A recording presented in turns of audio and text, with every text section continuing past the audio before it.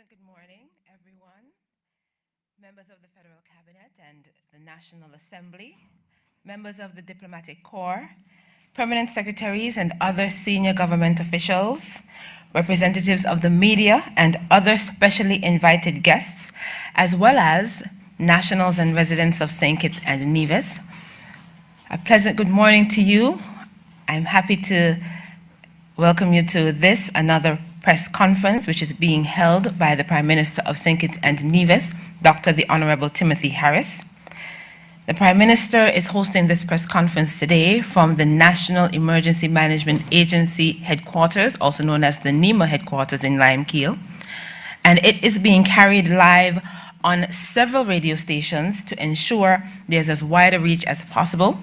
So, our media partners for this press conference who are carrying it live this morning are Freedom FM, Sugar City FM, Vaughan Radio, Win FM, ZIZ Radio, as well as social media platforms of the St. Kitts and Nevis Information Service, also known as SKNIS. Their YouTube channel and Facebook pages should be carrying this press conference live, in addition to ZIZ, or national media entity, who carries it live on all their platforms, Facebook and YouTube as well. While Prime Minister Dr. the Honorable Timothy Harris makes himself available to the people of St. Kitts and Nevis to discuss issues of national importance with them through his program, his interactive program, Leadership Matters, at these press conferences, he makes himself available to members of the media.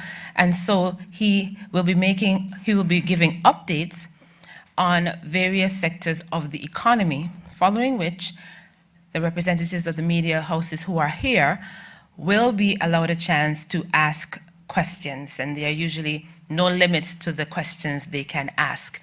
I just want to use this opportunity to say that we appreciate our media houses and those who take the time to attend these press conferences. We know a number of persons were ill at the last press conference, so I'm quite pleased to see such a strong showing here this morning from our local media houses. I just wanted to let you know we appreciate you and say welcome back. So at this moment, we are going to invite the Prime Minister of St. Kitts and Nevis, Dr. the Honorable Timothy Harris, to make his opening remarks. So can we welcome the Prime Minister?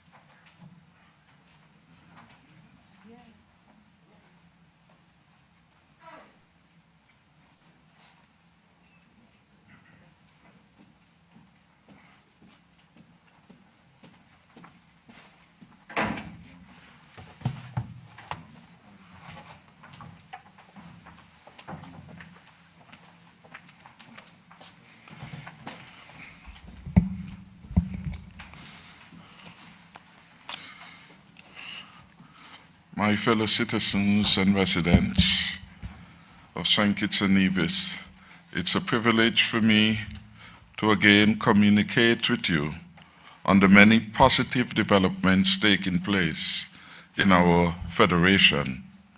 For these things and more, I give God thanks. I thank Him for choosing Team Unity to lead our country for such a time as this, the most challenging period in the last century.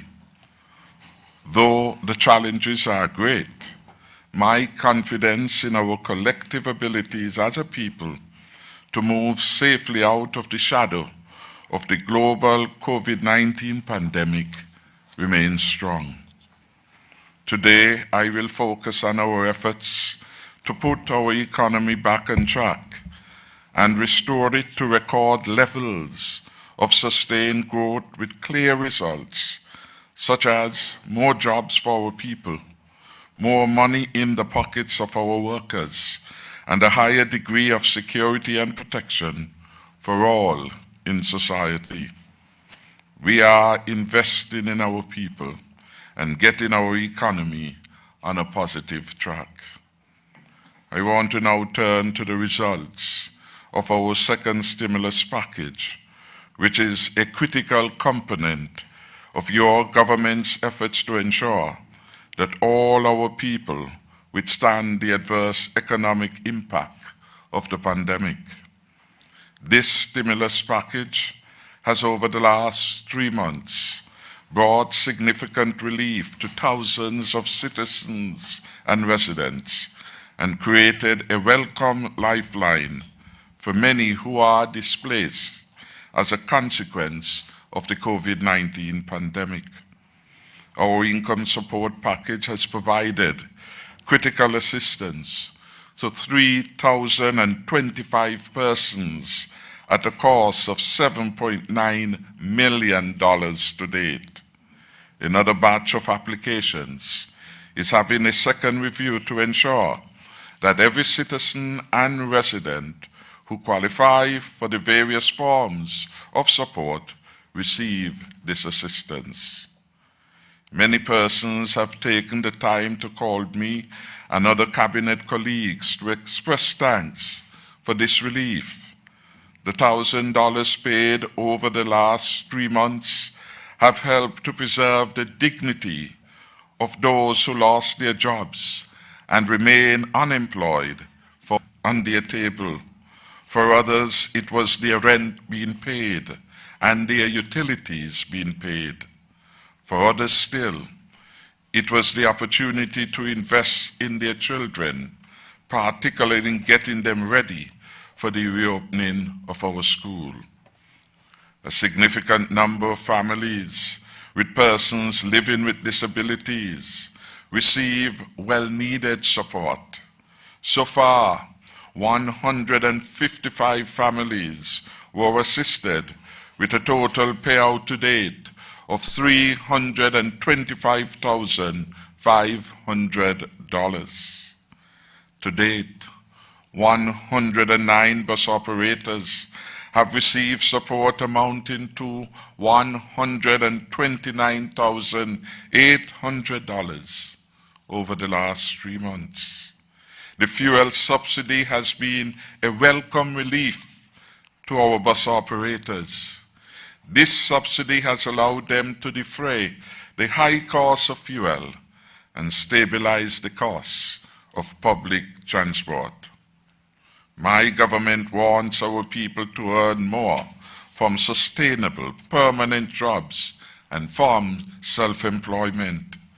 We will therefore continue our efforts to further open up the economy in the safest way possible to allow more persons to earn a livelihood.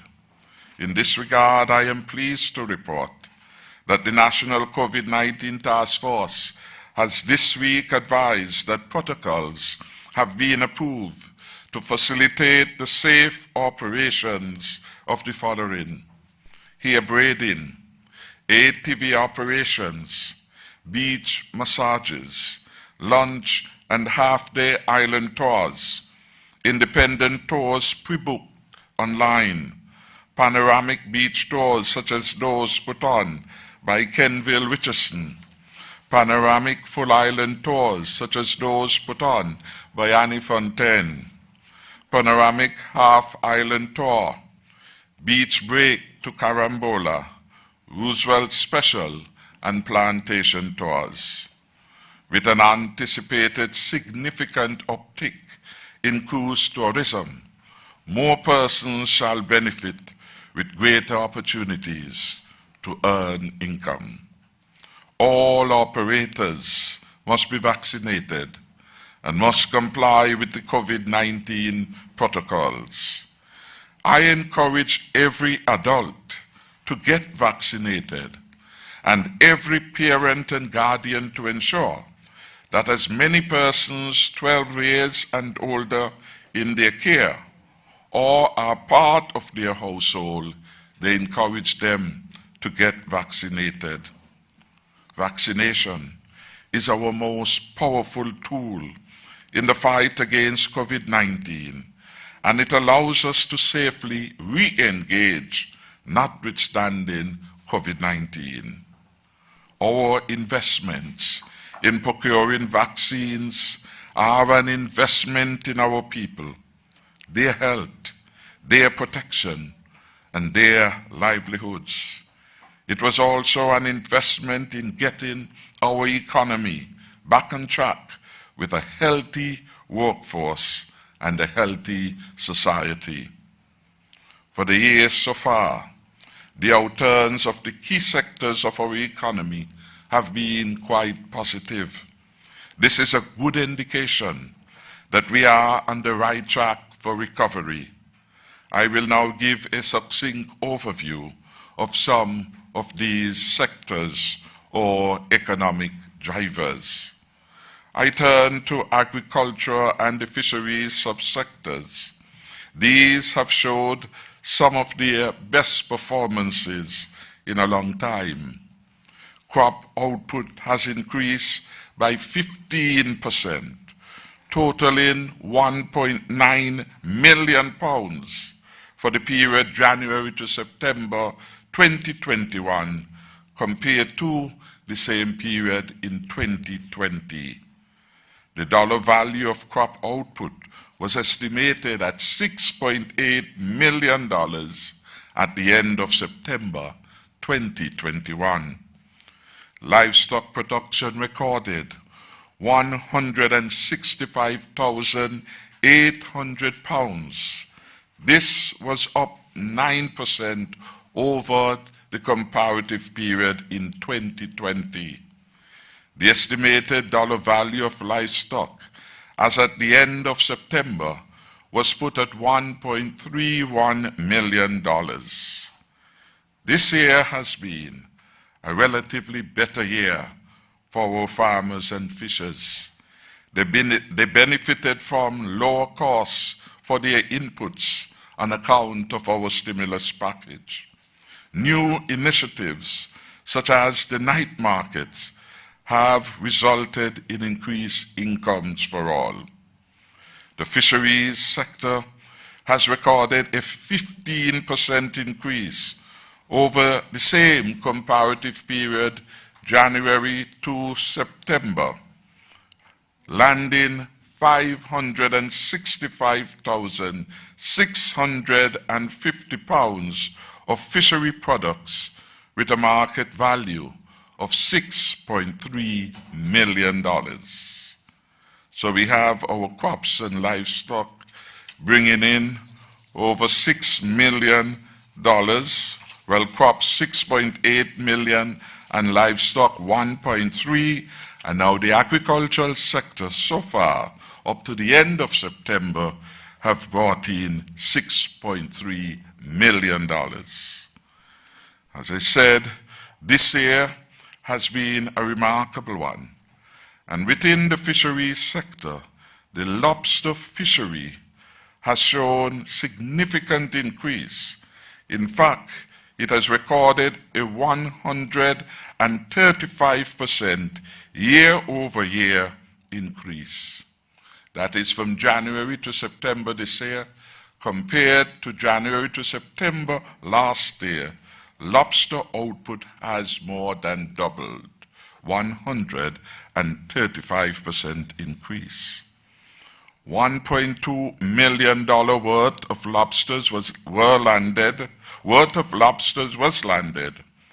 We have on record 1,301 fishers at this time in 2021. Last year, we had 1,235 registered fisherfolk. My government has provided good support to our fishers and their procurement of inputs such as fishing wire and fishing rope, etc.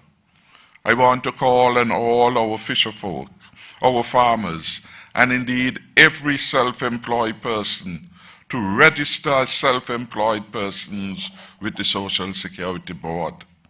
By doing so, you will help to protect yourself against future adversities and secure a pension. This is without a doubt a step towards securing a stronger and safer future for yourself. Turning briefly to the manufacturing sector, this sector continues to show signs of resilience. Employment remains relatively stable, at just around 1,200. Export data reflect $54 million in CIF values for the period January to October 2021. Our enclave manufacturing entities like Cajola Cristado, Jaro Electronics, the Carib Brewery, St. Kitts Rum Company, and Contec are the principal exporters and record. Turning to the tourism sector, for the year so far we have witnessed a steady improvement in stay-over arrivals to St. Kitts and Nevis. Indeed, compared to last year, the fourth quarter in particular, arrivals are significantly higher. Truth be told, after March 2020, there was little or no tourism business, as our borders were closed as a necessary measure to contain the pandemic. It was not until October 31st, 2020 that we reopened fully. With quarantine now reduced effectively to 24 hours, we expect to see continued improvements in visitor arrivals going into 2022. Thankfully, the cruise sector, which was devastated in 2020 as a consequence of the pandemic, has in the last few months been showing positive signs of a rebound. I was happy to join our Minister of Tourism on Monday this week to welcome the luxury cruise line Viking Orion on its inaugural call to St. Kitts. We anticipate, you would have heard yesterday, 27 ship calls for November 2021 with an estimated 71,775 passengers. The preliminary projections for December are even better. Our future growth will also be positively impacted by a successful build-out of our medicinal cannabis industry. Cabinet this week agreed to solidify our efforts at building out this industry. These efforts will be pursued by the Cannabis Authority, which will have a core team of committed professionals and a consultant to implement government's plan in this area so that the stronger, safer future is delivered as promised. I want to turn briefly to the entertainment industry. During our last election campaign, the Team Unity administration proclaimed that we will build out an entertainment industry and to ensure maximum benefits are delivered to our people, a new ministry would be established to implement government's vision for the new sector. No sooner than we were elected, we created the Ministry of Entertainment, Talent Development, and Entrepreneurship.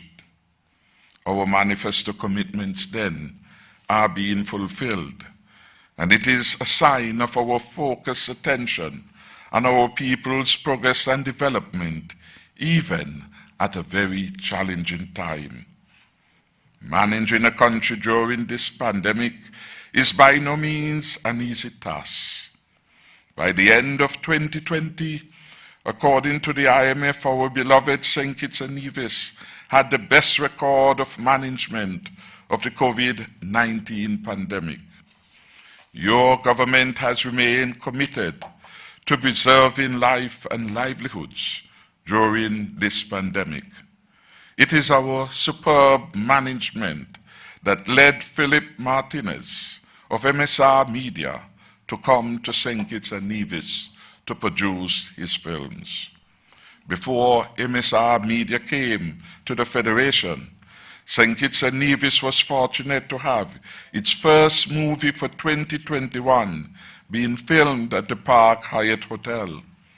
The first episode of Below Deck, filmed in St. Kitts, was aired on Monday night, giving not just our host island St. Kitts, but the entire Federation of St. Kitts and Nevis amazing positive exposure, introducing not just the island of St. Kitts, but the Federation of St. Kitts and Nevis to an audience of millions. The reality is that when St. Kitts rises, the whole Federation of St. Kitts and Nevis benefits, and the inverse is also true. When Nevis rises, the entire Federation of St. Kitts and Nevis benefits. This is true because we are one federation, one destination, but most importantly, we are one people. So I advise that we will continue to work together as one. Similarly, we anticipate that the airing of films produced by MSR Media on the island of Nevis will positively impact not just the island of Nevis, but the entire Federation. Again, I remind us all, we are one people, one federation, and we must cooperate even more for mutual advancement and development. Interestingly, in a very difficult year, God smiled on us, brought a blessing out of the misfortune of the pandemic. So the first international movie, Below Deck, was produced in St. Kitts. The second, third, and fourth movies were produced on our sister island of Nevis. And the fifth movie is to be filmed here on St. Kitts. Our country is moving in the right direction, and benefits will accrue to all our people with more jobs, more incomes, new careers, and a chance to further develop their talents. Last Saturday's media announcement by the principal of MSR Media of its intention to do 5 movies on St. Kitts starting in November must be very good news for all patriots of our Federation. Mr. Martinez could have taken these 5 films to any other country, Barbados, Dominican Republic, Antigua next door, Aruba, or any other, but he chose our Federation, thereby increasing jobs here, bringing visitors to our Federation, and keeping the spotlight on the Federation of St. Kitts and Nevis as a whole. More movie producers will come to St. Kitts and Nevis.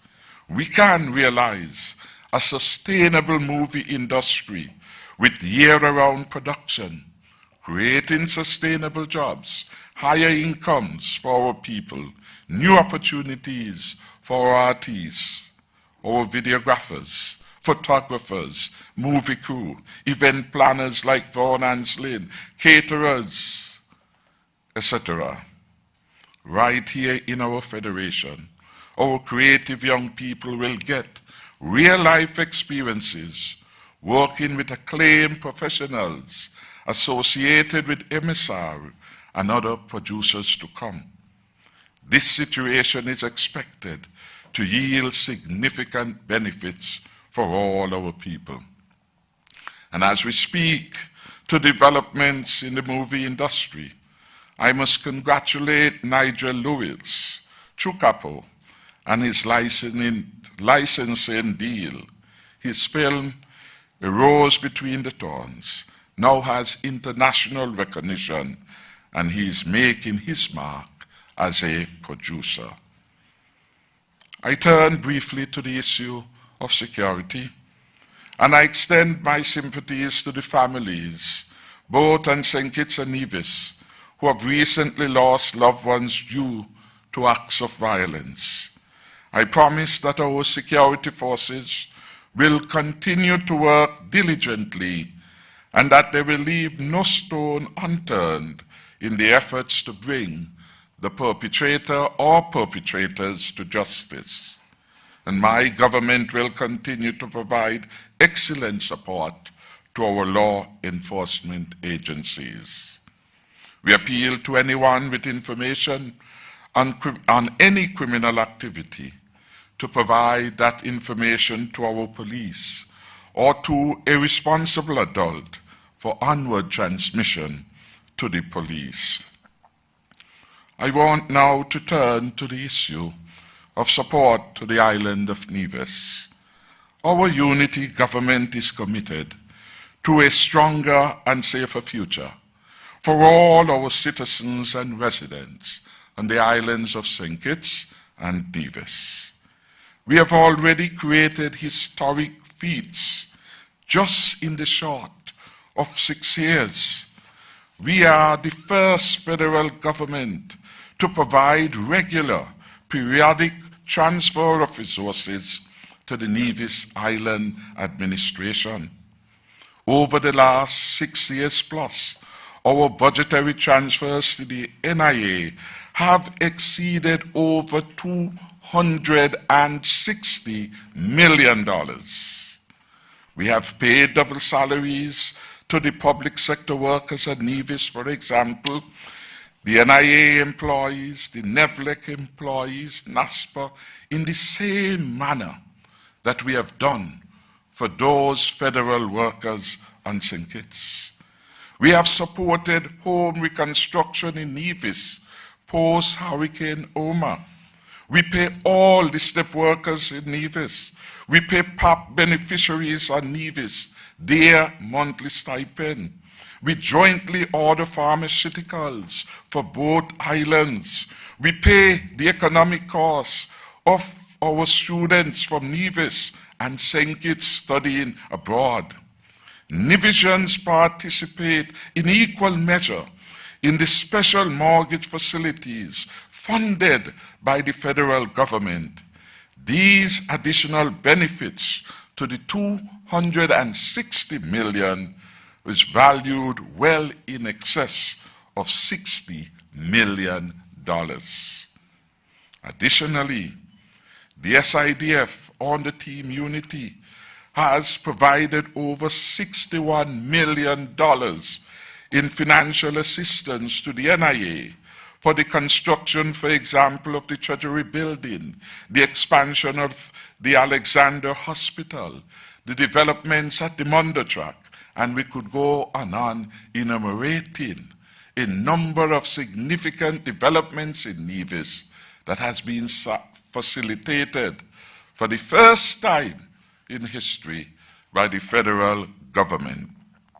All these developments, in my view, indicate that our Team Unity government is working for all our people, and the people of Nevis, like the people of St. Kitts, are benefiting from Team Unity.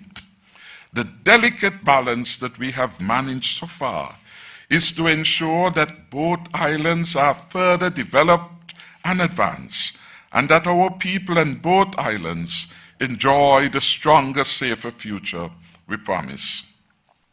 Therefore, we have continued to provide the historic and unprecedented levels of support to Nevis. We appreciate and welcome the support given by the NIA to members of our Defense Force who for several years helped to preserve law and order in Nevis. This again is an historic change. In the past, soldiers were never welcome in Nevis in this manner. This is a change to be protected and defended by all patriots of St. Kitts and Nevis.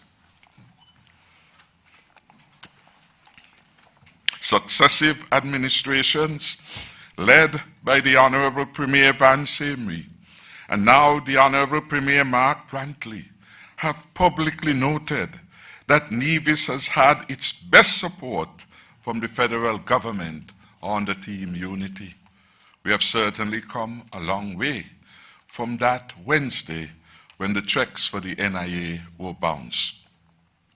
It is important that we continue on this path and we consolidate the gains. We will do this working together. Working together, we shall achieve more. Indeed, the concept of unity is reinforced in Psalm 133. How pleasant it is for brethren to dwell together in unity. I leave the rest of that for those who are inclined to pursue the readings of Psalm 133. Our relationship, however, the relationship between St. Kitts and Nevis must not be defined solely in monetary gains or in monetary terms. Certain elements of our relationship can never be monetized. The strong, amicable relationship between our people, the ease of doing business on any of our island by our citizens and residents, the synergies between our twin island states as we work together are matters to be cherished, even if we cannot put a dollar value to them. I pledge as the Prime Minister to continue to work in the best interests of all the citizens of St. Kitts and those on my father's land of Nevis. Together, working together, our team unity government shall deliver with the full cooperation of our citizens and residents the stronger and safer future. I want to thank the media for coming and to thank the cabinet colleagues who have worked with me over the last 6 years to consolidate the gains, to bring a better St. Kitts and Nevis for all of us here in St. Kitts and Nevis. I want to recognize the Honorable Attorney General. I recognize the Honorable Eugene Hamilton. I recognize the Honorable Wendy Phipps. I recognize the Honorable John L. Powell. I want also to recognize His Excellency, Mr. Vance Amory, our Ambassador Extraordinary, who then, in the first administration of Team Unity, served as a senior minister, and who gave me incredible support in my role as Prime Minister. So I want to thank you for the source of stability and wisdom that you so often provided. Thank you very much from the bottom of my heart. I must commend our Ambassador Michael Powell, who had been one of those persons who consistently articulated well in favor of unity. It was the answer to the present, and it still remains the answer for the future. I want to recognize here our Deputy Speaker of the National Assembly, Dr. Bernicia Nisbet, and to thank her for her support and the contribution she has been making to our parliamentary life. Our parliament is now meeting regularly, and there is no motion of confidence being held in abeyance. Indeed, we have passed a law to ensure that never again will we have a motion of confidence conveniently delayed for 26 months. Let me thank all the civil servants who are here, the senior officials who over the last 6 years have been provided tremendous support to the government in implementing the will of the people as we have articulated them in our Team Unity manifesto. I want to thank the Financial Secretary for her hard work. And up to yesterday after 6, I am advised, she, the Cabinet Secretary, the Deputy Financial Secretary and her team continue to engage other public servants and certain matters we had left pending at the end of our budget estimates meeting on Monday. I want to thank them. I want to thank our Commissioner of Police, Mr. Hilroy Brandy, for his work and for the sense of stability he has brought in the arena of law and order.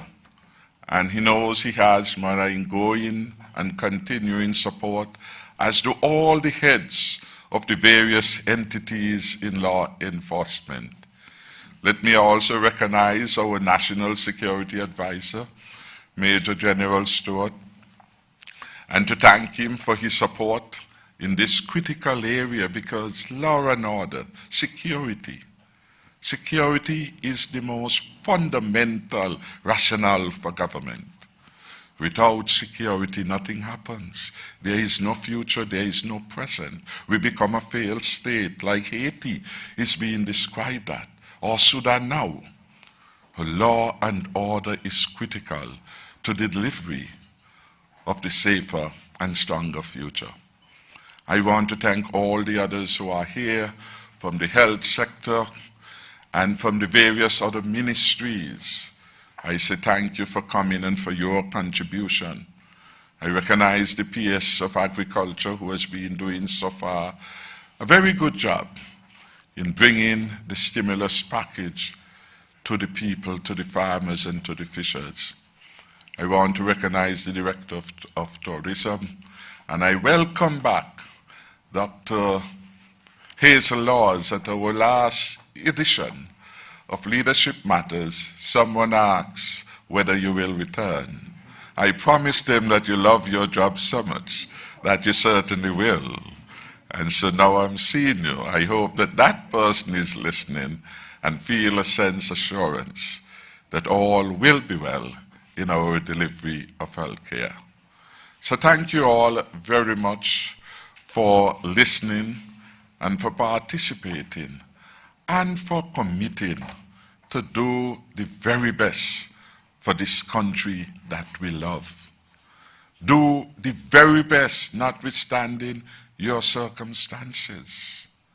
Ambassador Harper reminded me quite often that we as Caribbean people must always do the very best we can today, not tomorrow. We must do the very best we can today with what we have today.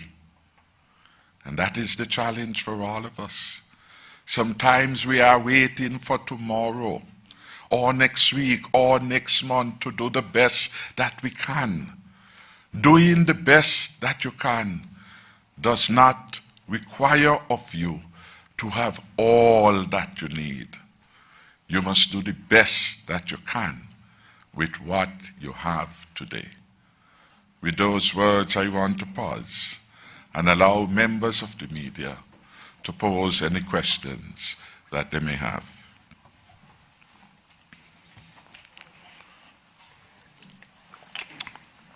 I must apologize for the absence of Premier and Foreign Minister Mark Grantley, who is in Europe. I want to apologize for the absence of Minister Eric Evelyn, who is in Scotland, attending the Climate Change Summit taking place at this moment in time. Good morning, Prime Minister. Good morning. Good morning, Prime Minister, and the other members of your government. My first two questions relates to the economy. You have mentioned some of the progress that has been made so far. Notwithstanding that, we have had a situation where revenues have declined during the COVID-19 lockdown periods, while you have issued various stimulus packages to help persons and to help business. The question therefore remains, is it likely that in the coming fiscal year that citizens and residents of St. Kitts and Nevis will see increases in taxes or new taxes being introduced? That's my first question. Secondly, can you confirm if there is any truth that some employees of the National Bank were either sent home or terminated because they were not vaccinated? If this is the case, what is government's position or view on such a situation, given that the government is a major shareholder of the bank, that the government has not introduced any policy of termination for its own civil service, and that could we expect to see such actions being taken in statutory corporations belonging or associated with the government? Those are my first two questions. Thank you, Mr. Bart. A pleasant good morning to everyone. Shani Carvey from ZIZ Broadcasting Corporation.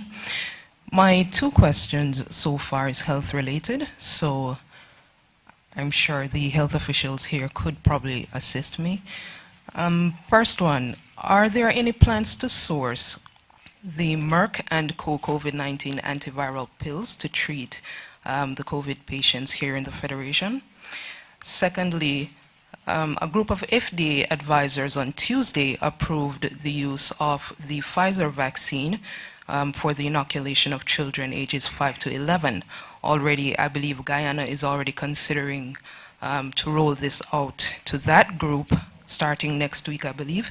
So is there any considerations being made to inoculate this age group here? Thank you. Thank you very much. Good morning, everyone. Devon Cornelius, WinFM. This one is in relation to education. When will the Ministry of Education officially announce the CXC results? The next question is, what is the status on the investigation into the Hush Puppy scandal?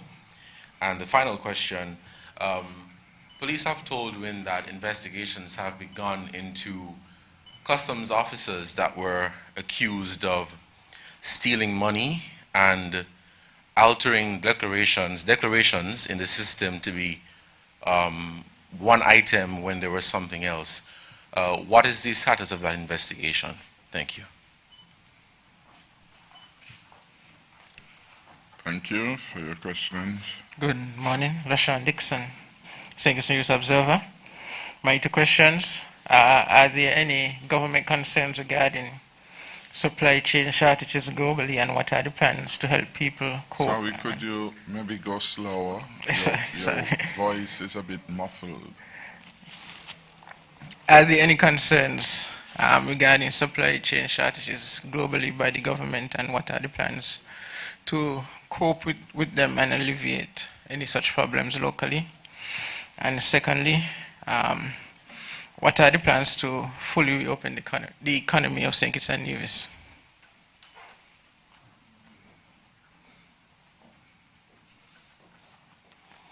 Lesroy Williams, the Government Information Service. I have three questions. Two of them are for the Prime Minister, and one is for Minister Grant. The first one, with the economy having taken a serious blow from the COVID-19 pandemic, what is your expectation, your vision for the upcoming budget in December? The second question, given that we are not a welfare state, because welfare states are heavily taxed, how much longer can the government afford to give stimulus packages? That's the second one. The third question for Minister Grant, taxi drivers are complaining that they are not benefiting from the bubbles that have been implemented at Port Zante, but that the big tour operators, such as Cantours and the Scenic Railway, they are benefiting. What is being done to help the smaller man working in the tourism industry?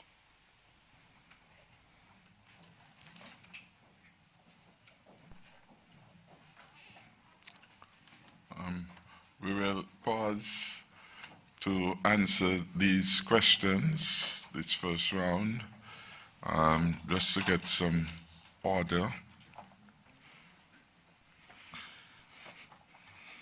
The Dr. Hazel Laws will deal with the health matters. The health minister is on her way. So we'll get Dr. Laws at that point to deal with the issues of the vaccines. And of course, the security personnel will deal with the security matters. And we will have the Attorney General address some, and I'll give some reflections on the issue to do with the full opening of the economy. The budget matter, I will give some reflections, and I will invite our Financial Secretary, since she is one of our critical advisors with respect to that, to give a view on that matter.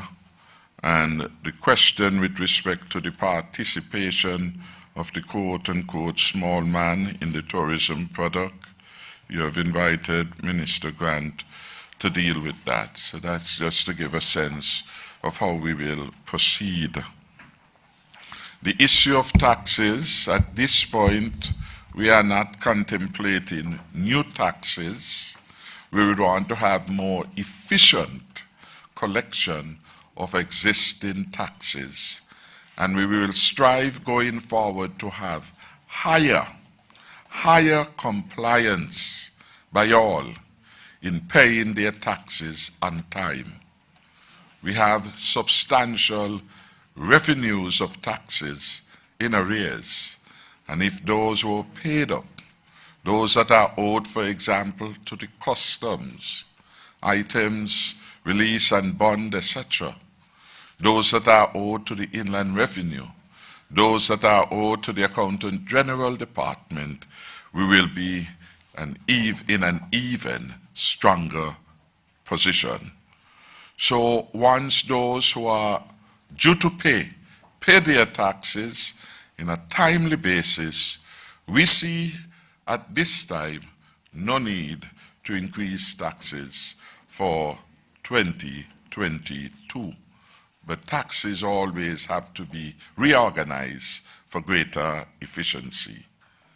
The matter to do with the National Bank is not a matter properly before me, and I would perhaps ask that this matter be put to National Bank.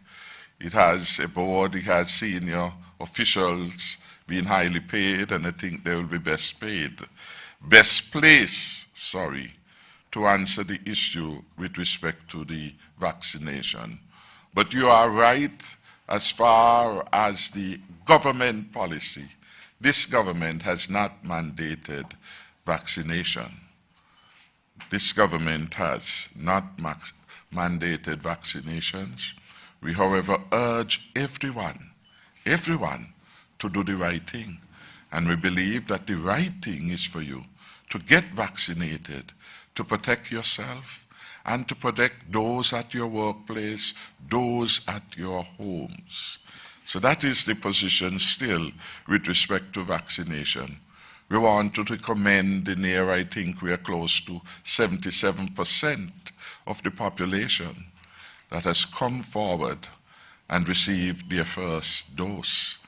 We want to commend, I think we are now at 72+% of the target adult population who have come forward and have done the right thing by getting vaccinated. And the more of us who do that, the better and safer St. Kitts and Nevis will be. In my opening remarks, I said that according to the MSR media principle, it was our COVID-19 status then that brought him to St. Kitts and Nevis. He said he was advised about Barbados. He could have gone there. He could have gone to the Dominican Republic, which is a country big in movie making. And he could have gone to any other country. What stood us apart from the others was that we had the best performance of all countries within the hemisphere. And that is no small achievement. That is something that we should be proud of. but we have always as a people to consolidate and build upon the gains. When we get careless, when we assume that there is no COVID, when we think it's just about I and I not going to do that, and forget that it is a we, all we have are us. All we have are us.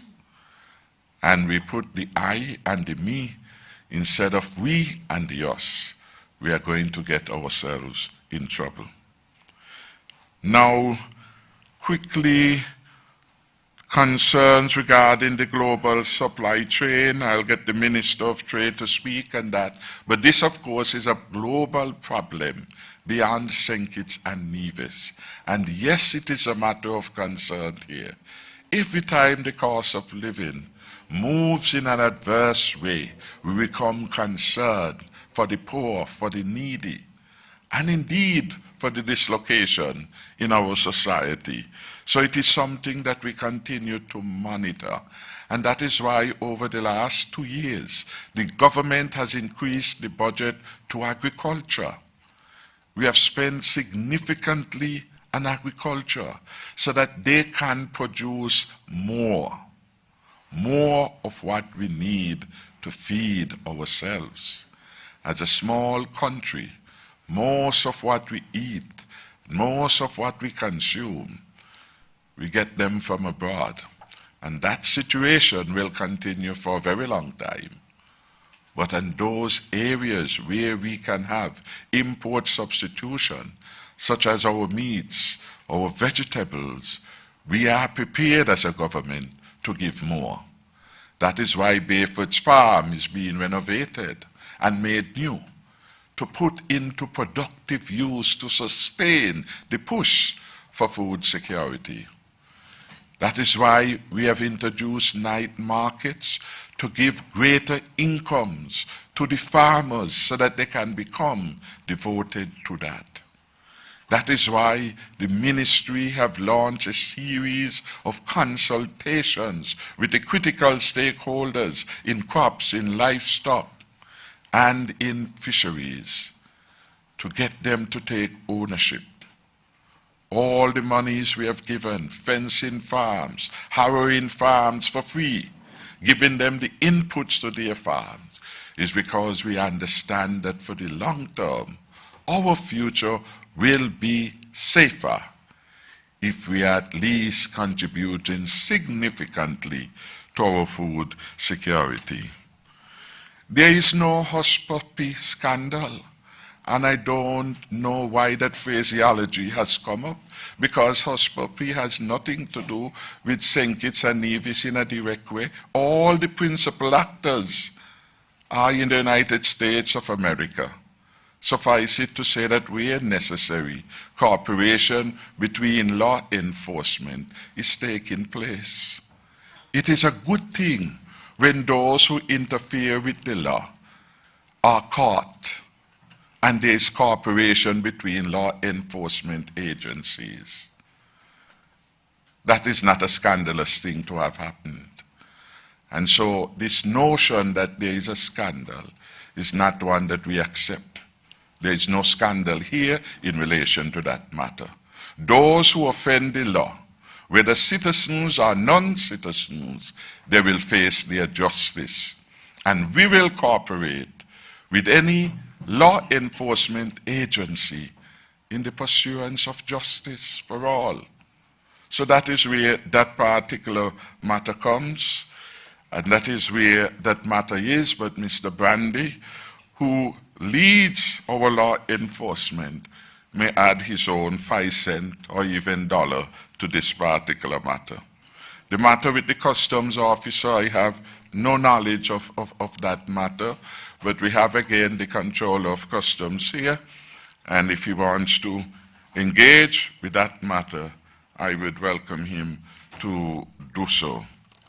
The issue of the economy taking a blow and the expectation for 2022, I am happy to say that we are optimistic that 2022 will be much better than 2021. And all the signs and the indications to which I have laid reference to gave us a sense of where things are going in agriculture, positive, in tourism, positive. Certainly where we are in this last quarter, in terms of tourism arrivals, we are better than we were in 2020. And we expect that trend to continue, barring any other exogenous shocks. Right? All things remaining the same. And then, how much longer will we provide stimulus? We would want to do this to help every suffering person in the country for as long as there is a need to do so. We are attempting to create a stronger and safer economy. And a stronger and safer economy must deliver more jobs to our people. So as the economy grows, as the economy advancing in its own health, as the economy expands, then more job opportunities will be there for those who are willing to work. And we want everyone who is willing to work to be able to find a job in St. Kitts and Nevis. But the government must be judged always by its compassion for the poor, the compassion for the indigent, the sick and the weak. And so where our elderly folks are at risk, the government will use its social safety net, which is already wide, to reach them and to provide support. This year has been a particular troubling one because so many persons have been displaced for a very long while that it warrants the kind of intervention that we made, targeted intervention for those who, for example, had been out of work for 12 months through no fault of their own. A compassionate government must respond, because if you don't respond, there are also social consequences when large number of persons, when large numbers of persons are unemployed, that is a bad situation in the country. So what we are doing is the right thing. It is very defensible. And as we look at the data, we are seeing a tapering off in terms of those who meet the qualification, which means that more persons have gone back on their job. And that is to be expected. We announced today, for example, nearly 12 categories of persons who are now being able to ply their trade. Annie has got good news. Those who are braiding here, they have good news. And you go on and on. It is a good news story. And as that continues, the government safety net requirements will certainly be less. So that is what guides us. We are not a welfare state, but we are a state of compassion. We are a state that recognizes that we have a duty ultimately. When the structures in the society fail, the recourse is to the state. And that is why the state must be strong and the state must be able so that it could make the requisite interventions. We want to thank all those who over this difficult period contributed significantly in helping others. Donation to the task force, to NEMA. We had a donation of a 40-foot container that helped the efforts. We had several thousand food packages being made available to our vulnerable people by the Social Security Board. And we thank Minister Hamilton for initiating this particular benefit to our people and all the other individuals. So that is where we are going. And I will invite the AG to come since we are on the opening up. He is the co-chair of the Mitigation Council and has been instrumental along with Minister Phipps in giving support, giving leadership of the cabinet to the task force in its work. So AG, could you add something to the quote-unquote, and maybe I'm paraphrasing, so I withdraw my quote, the full opening up of the economy? What does that translates into. Yeah. Well, thank you very much, Prime Minister, and good morning to all who are here with us today and those listening or viewed by TV.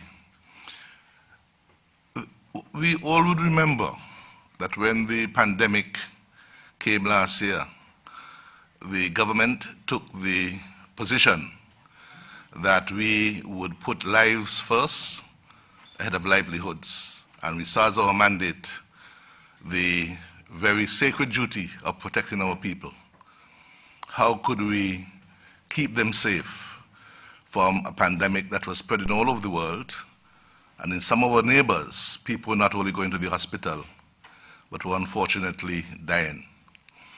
And so we closed our borders and had a whole slew of restrictions.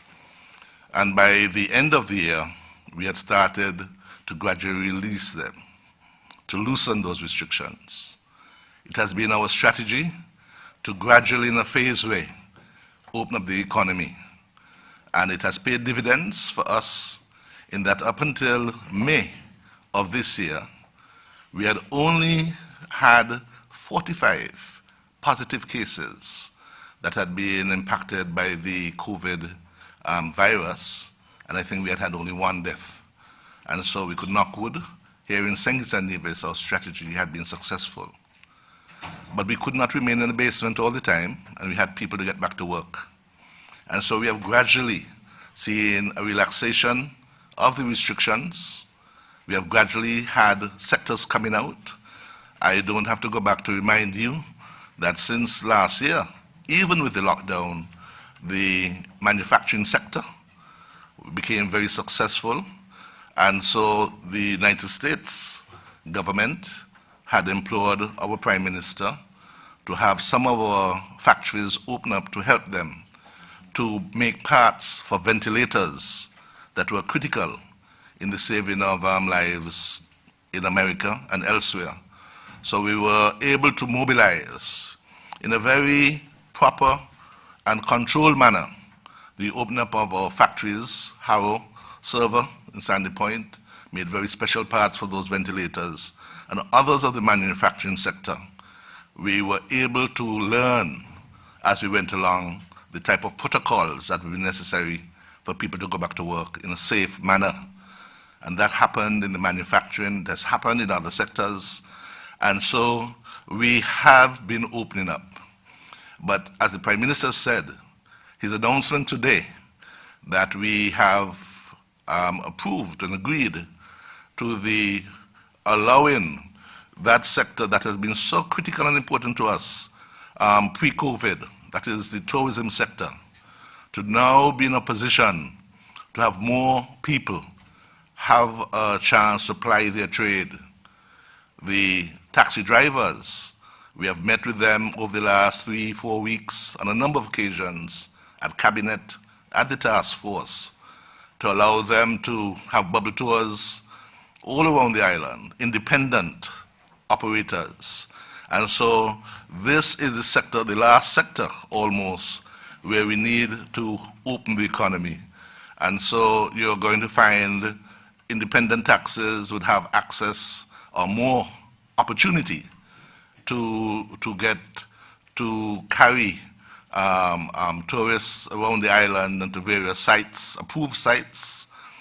And another area that has been very, very slow to come on, but we are happy to announce that people on the beaches, the hair braiders, those who do massages, aloe vera workers, and even, as we speak, the consideration of those who have the private vendors who take pictures with tourists and so on, will all now have an opportunity to be involved in the tourist trade as it has been, as it opens up in November and December. The Ministry of Tourism has done an excellent job of wooing back the ships to our lands, as you would have heard yesterday in the press conference by the Minister of Tourism. And so as we have more and more tourists landing, 71,000 in November, I think nearly over 100,000 in December, we need to have the opportunity to have these tourists be involved in the economy. And so it's good news, welcome news that we open up. We're not fully there yet. Let's be careful. We're not fully there yet. We are still very careful about protecting our people, or we must look at their lives. And I'm sure we'll hear from Dr. Laws shortly, but for us, we have been very concerned that the health system not be overwhelmed. People may get COVID. If you're vaccinated, you will not even know it sometimes. If you do get it, it will be mild forms. If you're vaccinated, you do not expect to get seriously ill or go to the hospital and, God forbid, even die. If you're unvaccinated, you're likely, if you contract it, to get seriously ill. So in St. Kitts and Nevis, our people have done better than our neighbors in being vaccinated. We have done an excellent job in having most of our people vaccinated, which now allows us to open the doors more fully to the economy. And we are almost there, but we have to be careful still. We still have the restriction of a curfew from 1 a.m. to 5 a.m. And as we go forward and we become more confident, that can be considered to be removed. We still have one or two other restrictions that we have to ensure to maintain the safety of the people, but we are almost there. And so the question of fully opening up, we expect that as we go forward, tourism comes back on board, which is more or less the last sector, that we'll be almost there in terms of fully opening up. And it's good news for all of us, for the economy, and for all of us as we come back to that sense of normalcy. Thank you. Thank you. Only to add one small point, that the more persons who become vaccinated, they make the case for the fuller opening powerful. So as more persons go out to get vaccinated, then it is easier for us, for there will be less concerns about the risk of serious infection. I want to invite Dr. Laws to come and to address the health matters that had been raised previously. And again, welcome back.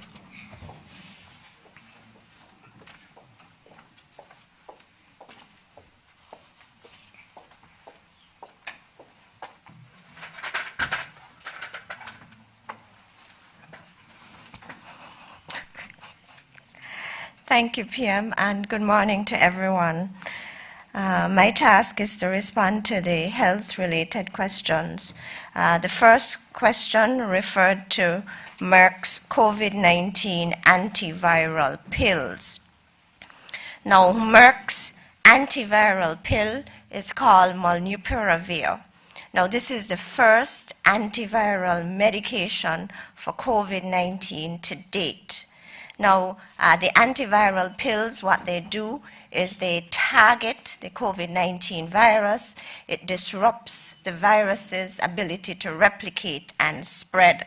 Now, this medication, molnupiravir, it is given 4 tablets twice a day for 5 days, so it's a 5-day course. And when I looked at the literature, I saw a quote of approximately $700 for the 5-day course. So now that's the initial cost, but I'm sure once it's approved, let's be hopeful that the cost may be much more affordable.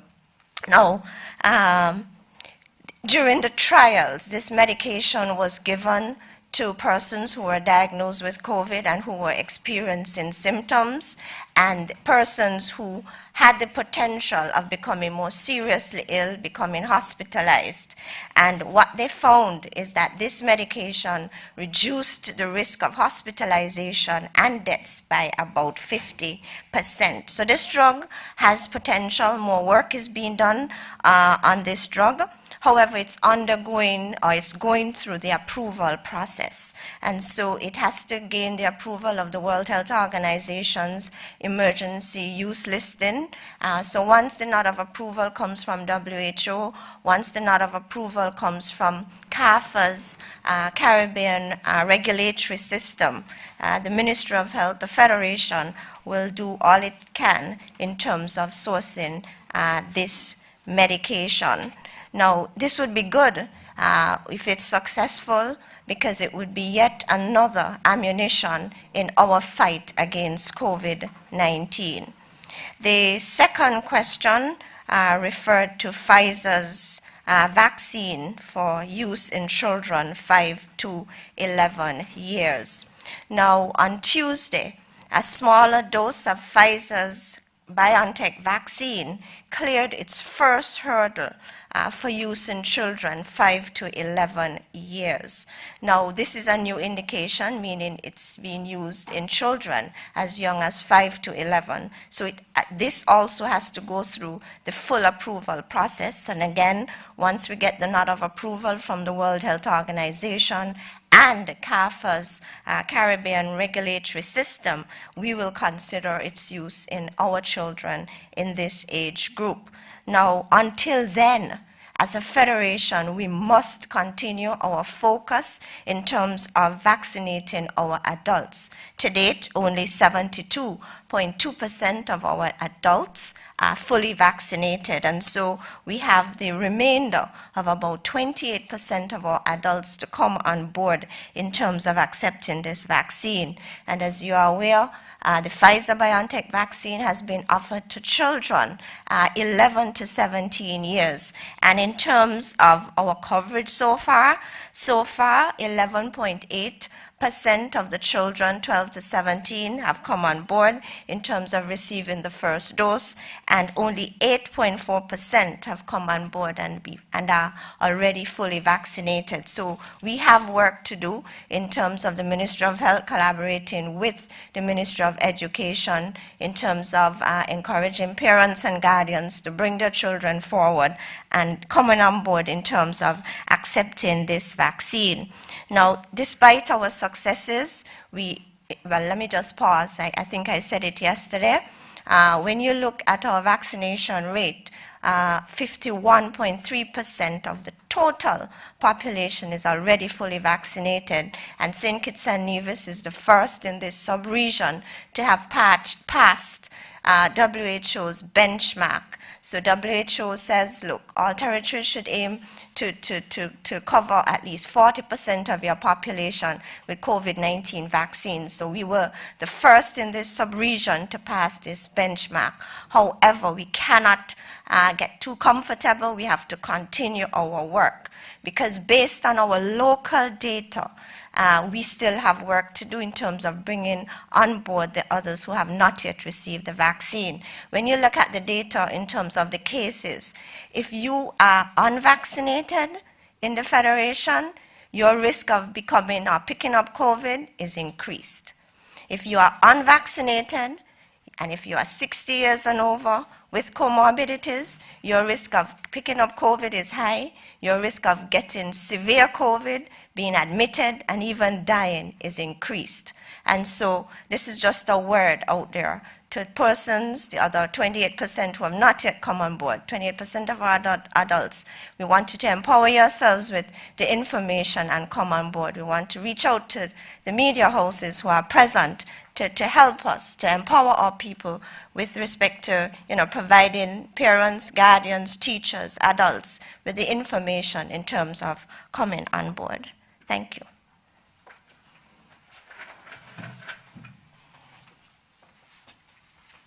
Thank you very much. I got a WhatsApp that Dr. Laws looked very relaxed, so she had a good vacation. We're happy about that. I think there was one area that the Attorney General did not address from the task force. The Minister of Entertainment had put a proposal to the task force with respect to facilitation of the entertainers. I don't know if there's any update of the task force work on that. Thanks, Prime Minister, and I apologize for not having raised another area that many people are anxiously waiting when we say fully opening up the economy, and that has to do with our entertainment. I did mention that we still have a curfew in place from 1 a.m. to 5 a.m., which means that most functions have to be finished by midnight. And so we are hoping that we would have had a full discussion and recommendations to the Cabinet as to what we do going forward. These still have to be finalized, but we are hopeful that there will be shortly a slew of recommendations to allow events producers to be able to have functions. I should warn you that the predominance of the recommendations require those participants to be vaccinated, to be fully vaccinated. So we want you, whether you're going to put on a function, you're going to play at a function, you want to go to the function, make sure you get vaccinated. It's very important that we try to contain this virus that we have here.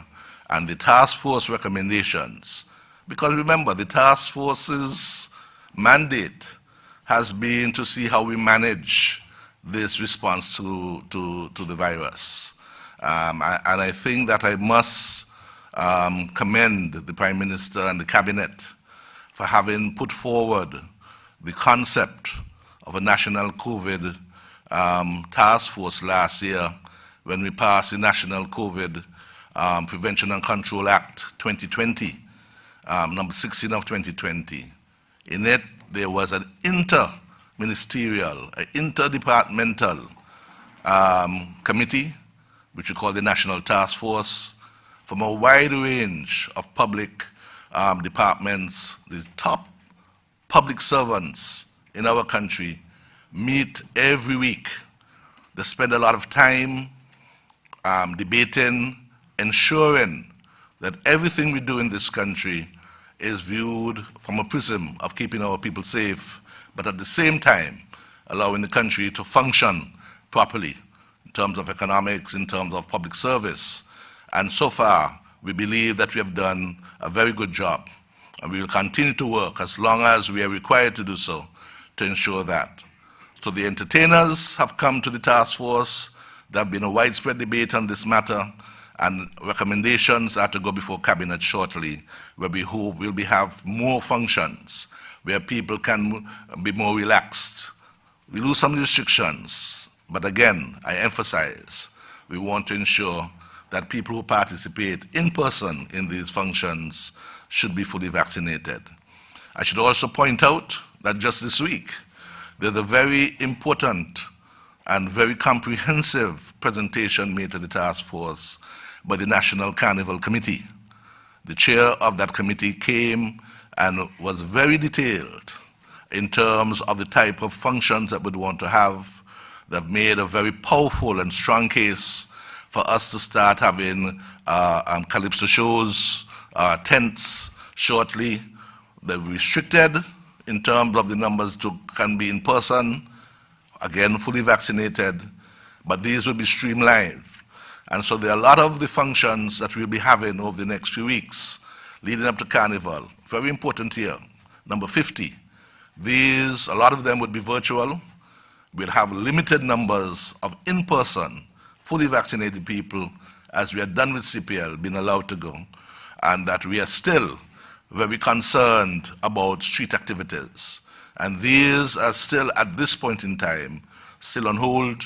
We believe that we will restrict those street activities, but it is important to understand that we also want our entertainers, those people who ply their trade, to be given the opportunity to play on stage, to play in controlled environments, and the Cabinet shortly will be making those types of determinations, how far we can go. So I just thought I'd add that to the question of fully opening up. Thank you very much, Prime Minister.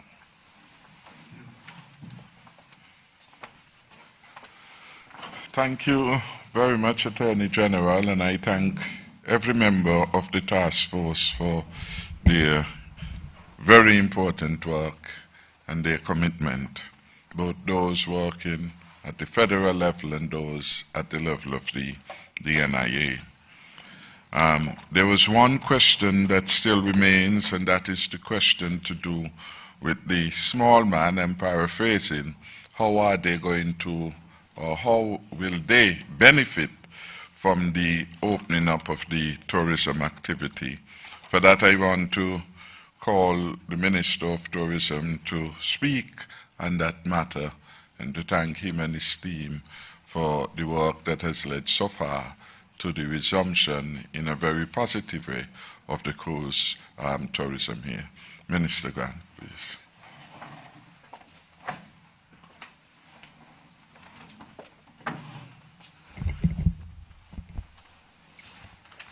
Thank you, Prime Minister. I'd like to apologize for my tardiness this morning. I had a medical emergency which I had to attend to. But I'll answer the question as paraphrased by the Prime Minister. And to say that the Team Unity government is a government that ensures that we make sure that in any decision that we make, the so-called small man is right front and center of the decision making. I should first of all say that we have done a tremendous amount of work to get where we are today. Over the last 18 months, while in the height of the pandemic, we trained in excess of 5,300 persons who are either directly or indirectly involved in the tourism industry. We made sure that every single person identified in those critical areas were trained in what was to come and what is our new norm. We trained taxi drivers, tour operators, Arab vendors, hair braiders, you name it, they were trained. And they were trained because we had a plan. And the plan was, we knew that at some point in time, the country would be opened up in a phased way and eventually opened up fully, as the Attorney General has said this morning. And where are we today? 16 months ago, we had no ships. As a matter of fact, a month ago, there were complaints in the country, quite understandably, that we were only getting one ship, the Seaborne Odyssey, which was over at Carnival, and that the small man wasn't able to benefit from that. We understand that. We appreciate that. We are empathetic towards that. But as my grandmother always said, one cocoa full basket. And so these are very critical times, and we take what we can get in the moment of time, expecting greater things to come. Yesterday, at the press conference that the Ministry of Tourism had in conjunction with the St. Kitts Tourism Association Authority, we said what was coming. We indicated that for the month of November, we are going to have 27 calls, bringing up somewhere in the region of 71,000 plus passengers into St. Kitts. We spoke about 51 calls for December, bringing 119,000 passengers here. We mentioned January, 32 calls, February, 31 calls, March, 31 calls. That's a significant cry from where we were 2 months ago.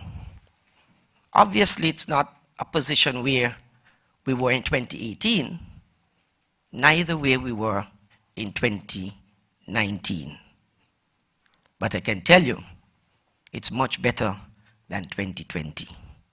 And I can also say that it augurs well for 2022 and beyond. And so where is the small man? And I think the cries really came, Prime Minister, from the taxi drivers, I believe. I would say in the system, and my CEO who is here can tell me if I'm wrong, we have in excess of 500 taxis, I think, on the books. As it is now, I think there are only maybe 100 plus who have been certified to ply their trade. Yes, we have always been concerned that it appears as though the bulk of persons who come may go to the scenic railway or go to cantors. But that is not entirely correct. Because pre-COVID, when you had cantors still there, and you had the scenic railway still there, and you had 500 taxi drivers in the system, there were days at 2 o'clock in the afternoon when you're looking for a taxi, there are none because all are occupied. Pre-COVID. And so pre-COVID, the microscope may not have been on cantors or scenic railway. I suspect, because the pie is very much smaller, the microscope is on them. But I can also tell you, if the numbers play out in November and the numbers play out in December and beyond, with the numbers of taxi drivers who are now certified, we may still very well have an issue in terms of availability of taxis on any given day when we have 2 ships and 3 ships. And I must say that on November the 16th, we have 3 ships. On 4 or 5 other days, we have 2 ships. So really and truly, there is going to be ample business out there for the taxi drivers. However, I should say to you that the cabinet has just approved or just made a decision which will inure to the benefit of the taxi drivers. Because what has happened was that the independent persons, taxi drivers included, were not able to ply their trade in this critical period of the pandemic, only at set times. So when the ship came in, they would only have been able to ply their trade at 10 in the morning and at 1 in the afternoon. We have changed that as of yesterday, I think it was, so that they can get business any time of the day. And we did that because we felt that we needed to make a greater inclusion of the taxi drivers and the tour operators in this critical time. And so this is a very fluid situation. And so as issues arise, we deal with them, making sure that decisions that we make benefit the so-called small man. And I must say for November and December, I think they may not be overly happy, but I think they will be happy for what we have produced. My team, we have gone very far beyond the call of duty to make sure that we go in front of the cruise lines, front and center, and ensure that St. Kitts and Nevis get what we deserve. And I must say, we are still working hard to make sure that even though we have 27 in November and 51 in December, we might very well have many more than that, bearing out some more work that we need to do. So I want to say to those taxi drivers and tour operators, we understand the challenges at the moment, but there is light at the end of the tunnel. I would hope that the task force, in viewing all that is before them, come December 31st, 2021, or before that, we can take down the fence at Port Zante and get back to some greater state of normalcy. Thank you very much.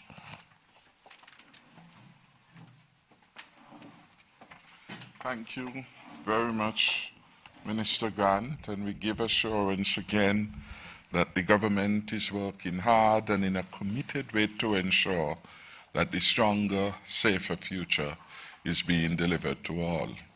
Indeed, at this point of the small man, we address it frontally in a meeting with the Chamber of Industry and associated business entities in a cabinet meeting, including Cantos, Delisle Waldwin, etc., etc. And we expressed concern that we wanted more of the small men and women to be able to participate as we open up the tourism industry. We spoke, for example, to the notion of shared sacrifice, shared in the gains also. So persons who are suffering now, they couldn't get jobs.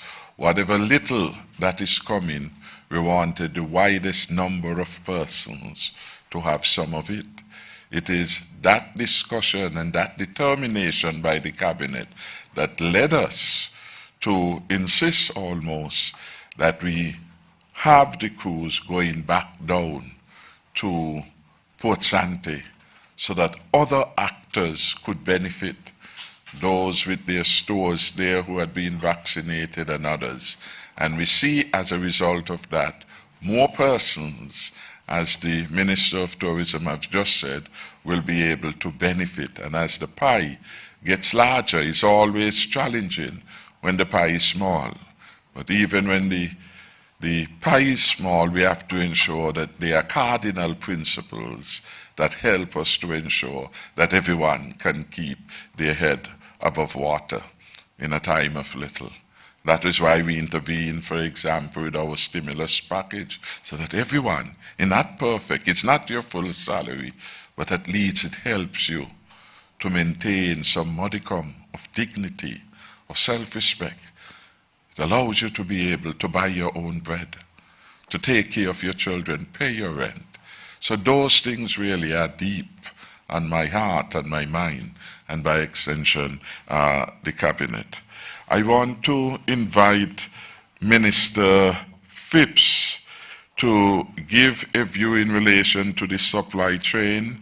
And then there was a question asked about CXC results, which the Minister of Education would address. The Comptroller of Customs is here, and the Commissioner of Police. I don't know if they would want to say something on any of the matters posed, but I did indicate that you all were here before, you all are still here, so the question remains. So Senator Phipps, and then we will have Minister Powell, and then we will have Mr. Brandy, and we will have the Controller of Customs, Mr. Butler. Thanks. Okay. Good afternoon. Well, it's almost afternoon. I am here to try to attempt to give an answer to Mr. LaShawn Dixon for his question, which I wish to paraphrase. And the question was, in light of the fact that there is a manifestation of global supply chain problems, the media, I guess, and the public, whom he represents, is trying to find out what is the government's response to that, how do we feel about supply chain issues, and what can be done.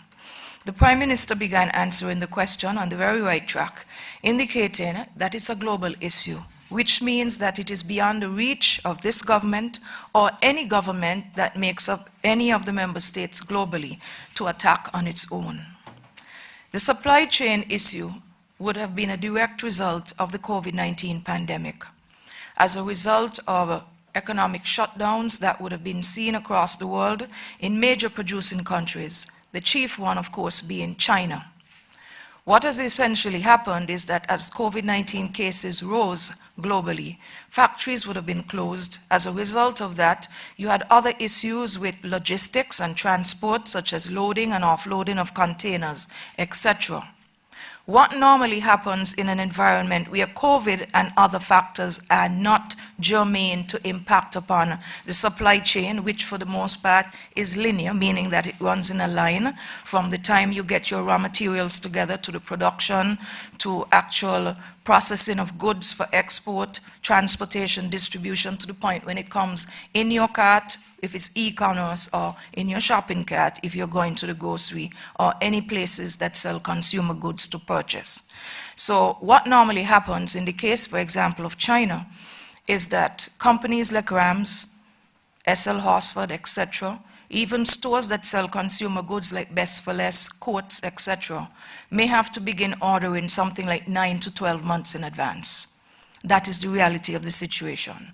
What would normally happen with a shipping container from China is that it would take about 40 days from the time that shipment leaves a particular port in China and again gets perhaps to the US or gets down into perhaps the Panama Canal, where adjustments and rerouting and logistics with regards to shipping will get the goods to the countries that they're destined for.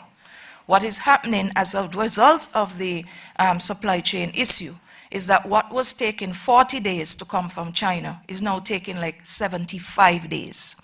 By extension, we at the same time are recognizing that there are production shortfalls when it comes to fuel, especially petroleum production, etc.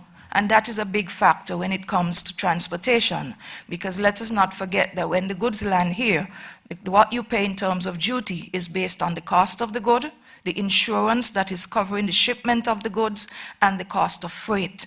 And freight is driven to a large extent by the cost of fuel, the oil that you need to power a tanker, to get it from China into the US, etc.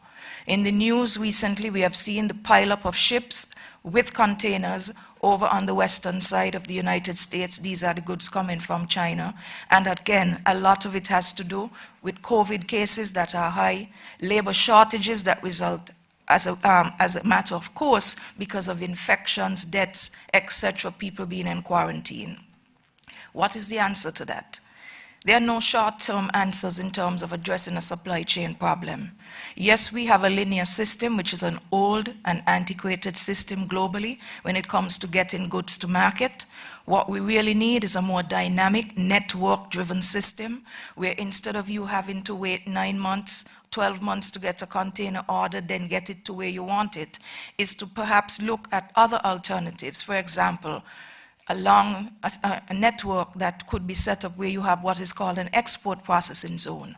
So for example, China could have an export processing zone in Miami. They probably could have one somewhere else, perhaps maybe in Puerto Rico, so that when you need to get goods, instead of you going straight there, you can get it from the intermediary. What does it also mean for us in terms of supply chain? It means that we have to cut down our reliance globally on one country, China, which is supplying the rest of the world. It also means that we have to look at better relationships within the multilateral trading system with which to do business. What do I mean by that? For example, Brazil, the largest South American market. To be fair, the previous government and our government would have, since 2005, been looking at the implementation of a partial scope agreement with Brazil, St. Kitts Nevis, as well as Guyana. What does that mean? It means that because Brazil is a large South American market, which has a multiplicity of goods and services with which to trade with the rest of the world, we can leverage our proximity to Brazil, leverage the relationship and proximity that Guyana has with Brazil, so that when goods leave Brazil, they go over a land, they go over a land route into Guyana, and once it gets into Guyana, it gets national treatment because you then have the environment of the CARICOM single market and economy. That's a simplified example of what I mean in terms of ending reliance on one particular country. Besides that, there's also opportunity within the whole ambit of looking at the supply chain readjustments that would take longer term initiatives to bring to fruition, and that is the use of artificial intelligence, for example, robotics, the use of digital technologies so you can do tracking and logistics in a better way. But it has to be a balanced adjustment, because what you don't want is to deal with labor shortages by bringing in artificial intelligence, such as robots, to do the work that other human beings should be doing when those same human beings need to get work. So it's a delicate balancing act that we will have to follow. What are we prepared to do here locally? It is our intention in the Ministry of Trade within the next couple of weeks to bring in all of the importers to the table, to have a frank discussion with them. Customs will have to be present, Ministry of Finance will have to be present, the interest in shipping will also have to be present, because what we are realizing then is that basically, if I recall the data correctly, take a country like Bahamas. it would have cost them before the supply chain issues to maybe spend about $5,000 in terms of freight to get a container from China into the Bahamas. That same container right now costs $25,000 US in freight. So that's a knock-on effect, major knock-on effect. Businesses are not in business for their health, so it means if they bring in goods, they're going to pass down the cost of bringing in the goods to the consumer. And that's where government comes in. So that is the reason why we're looking forward to having these consultations with the private sector, the other interests in shipping, etc., so that we can do whatever is within our power to bring some relief to our people. In the meantime, it also tells us that our own economic restructuring strategy for St. Kitts and Nevis has to happen and has to happen faster. The Prime Minister began touching on it in terms of us being in a position where we do not take our food security for granted. We are fortunate that after the closure of the sugar industry in 2005, we ended up with large tracts of arable land, which is something that a lot of other jurisdictions within CARICOM cannot boast about. It then means that we need to produce more of what we eat, and the surplus should be ready for export. And that is what we need to spend some time and energy in, as well as the manufacturing that goes into that as well, in terms of agro-processing, etc., so that we can bring more goods to market, create more jobs locally, improve our balance of payments so that we cut down more on what we import and we big up more of what we want to export. So that would be my short answer to it in the meantime, PM.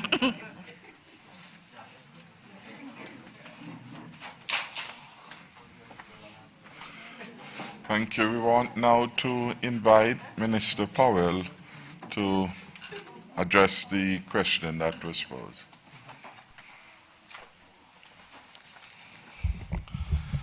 Good morning, all.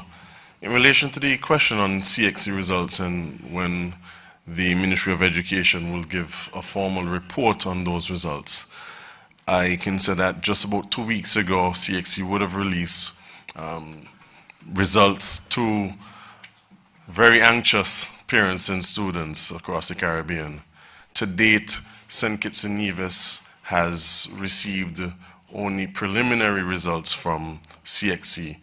That meaning that there are still some results outstanding. So for example, we would have only received EPPDM results for the Charleston Secondary School. And so there are a number of results that we are still yet to receive. We anticipate getting a full revised result sheet from CXC very shortly.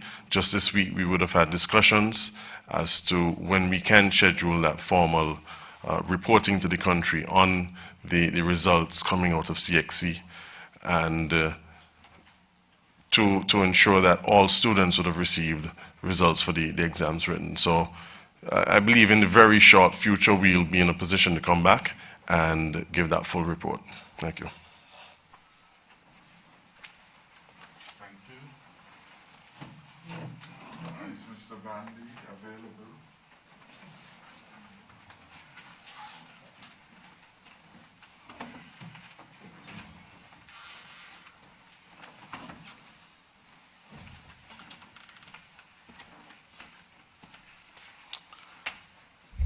A pleasant good morning to everyone.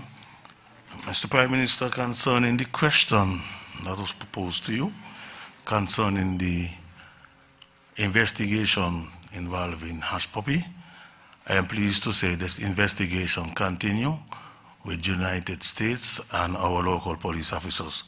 At present, we are seeking MLAP to seek additional information from the United States, so thus we have engaged our Director of Public Prosecution to make the request on our behalf.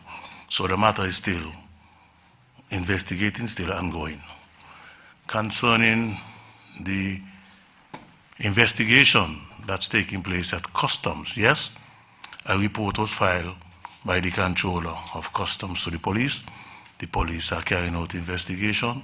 Several statements have been recorded already, and presently our financial investigators are looking at the records to see if there are any charges that can be brought against those persons.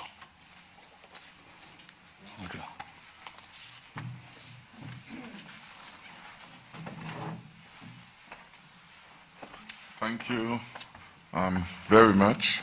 Is there any more questions? We're about to wrap up.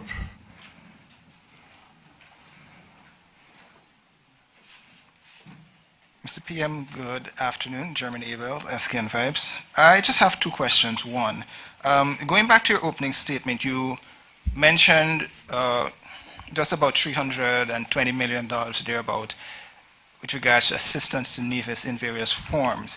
Could you say whether or not those budgetary allocations or support came from the CBI program, and can you give the total, the period in which the amount encapsulates, the total revenue for that period, and how much of that revenue was allocated to syndicate? Second question has to do health related.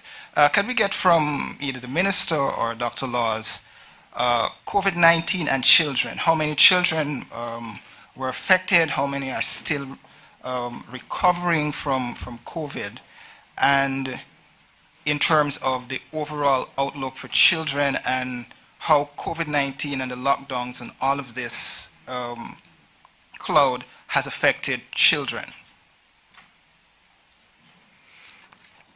Thank you very much.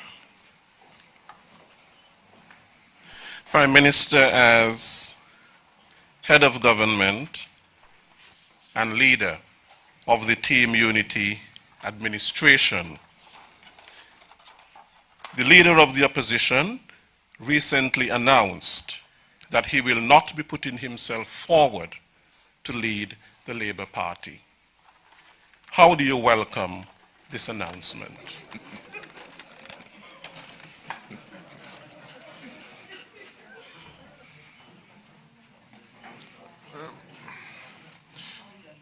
Mr. Prime Minister, a short while ago you indicated that the relationship between St. Kitts and Nevis has been better than it has ever been before. And I believe repeat that first part. The relationship between St. Kitts and Nevis has been outstanding under the Team Unity administration. The Premier of Nevis has also indicated that that is the case. But he has also mentioned that the revenues from the CBI program are still not being shared appropriately, that Nevis should be getting a much larger share.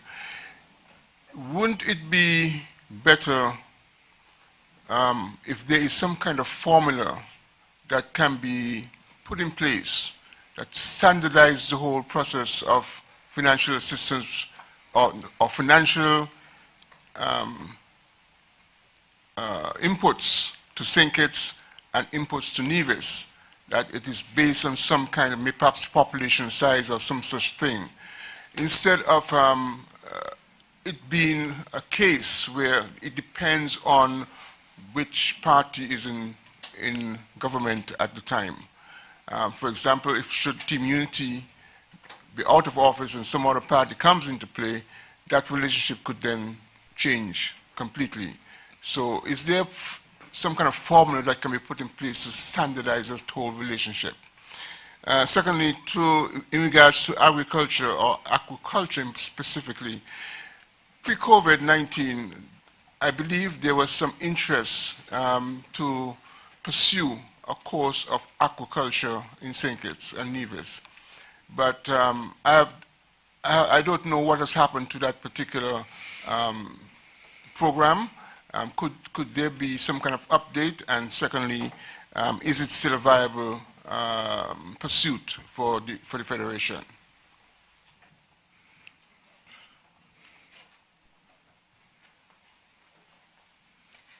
Shani Carvey again from ZIZ Broadcasting Corporation. With increased tension in Taiwan from China, are there contingencies being put in place to facilitate repatriation of our citizens if necessary, and what are they? Thank you. Devon Cornelius, WinFM. Construction works are expected to commence next week on the cruise piers. My question is, who are the contractors or contractor and project manager how much will it cost, and who will foot the bill, and what role will the initial contractors play in the additional costs? Thank you. Mr. Prime Minister, if I may be allowed to ask questions on behalf of persons not present here today. We have a question asking if the filming in St. Kitts competes with filming in Nevis. We also have questions, and we are facilitating our colleagues from Vaughan Radio in Nevis. They have two questions they've sent in. The first one, do arriving passengers receive their COVID-19 test results during the 24-hour quarantine period or after? And if after, given the recent backlog, will any changes be made to allow passengers to be released once 24 hours have passed and avoid long wait times?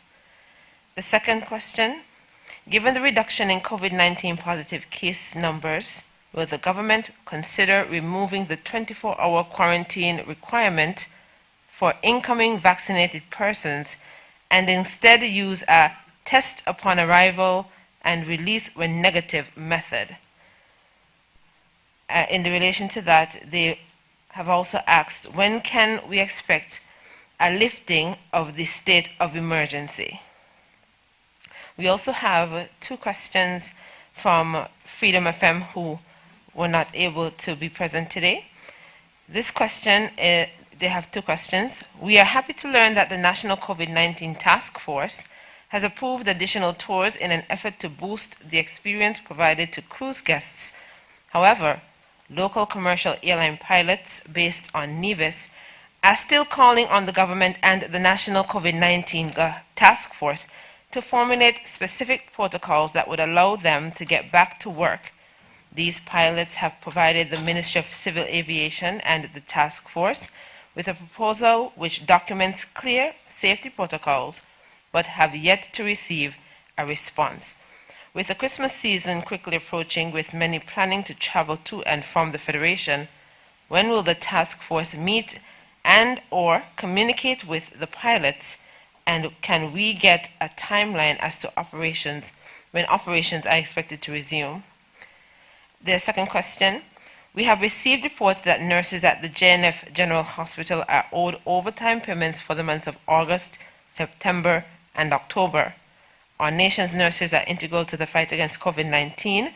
So can you provide any information as to when this situation will be rectified? Thank you very much for those final set of questions. You will have to give us some reminder, because there were quite many. The first one, though, with respect to the announcement that the leader of the opposition will step down as leader of the party, really, I haven't given it much thought. And therefore, I wouldn't reflect on it.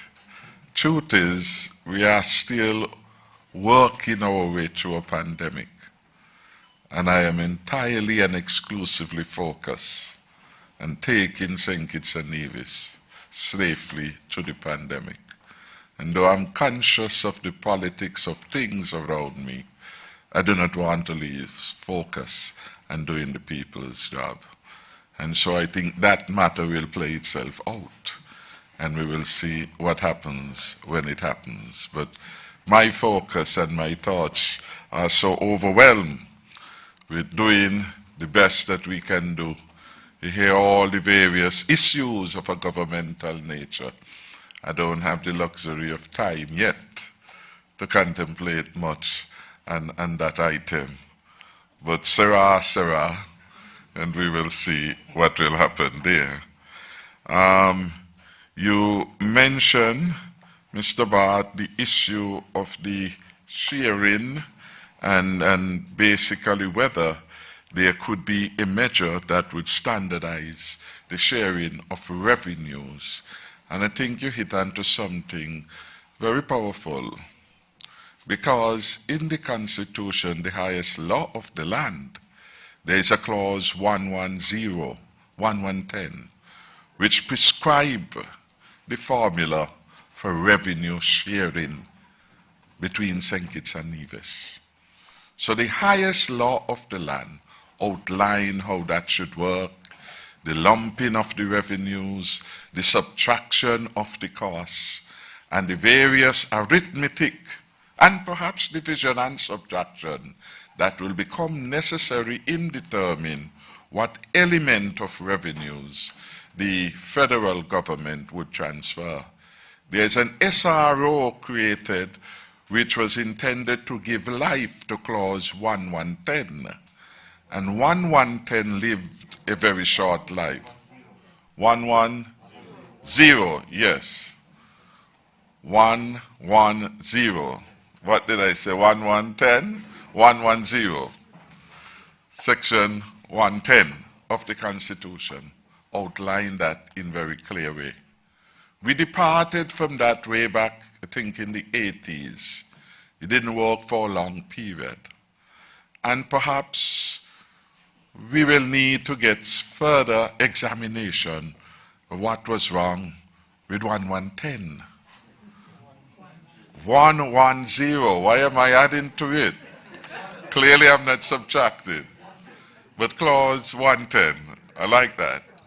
So clause 110 clearly defines a precise mechanism. There's an SRO, to my recollection, that again helps you to operationalize 1110. 110. So that is a matter really that some work has to again be looked into. Why 1110 was 110 was not implemented in the way it was intended. Because if we had that, really we wouldn't have this discussion. If the constitutional provision was observed way back in the 80s, because our constitution came into being in 1983. If that was allowed or was given life, the discussion over revenues would not detain us.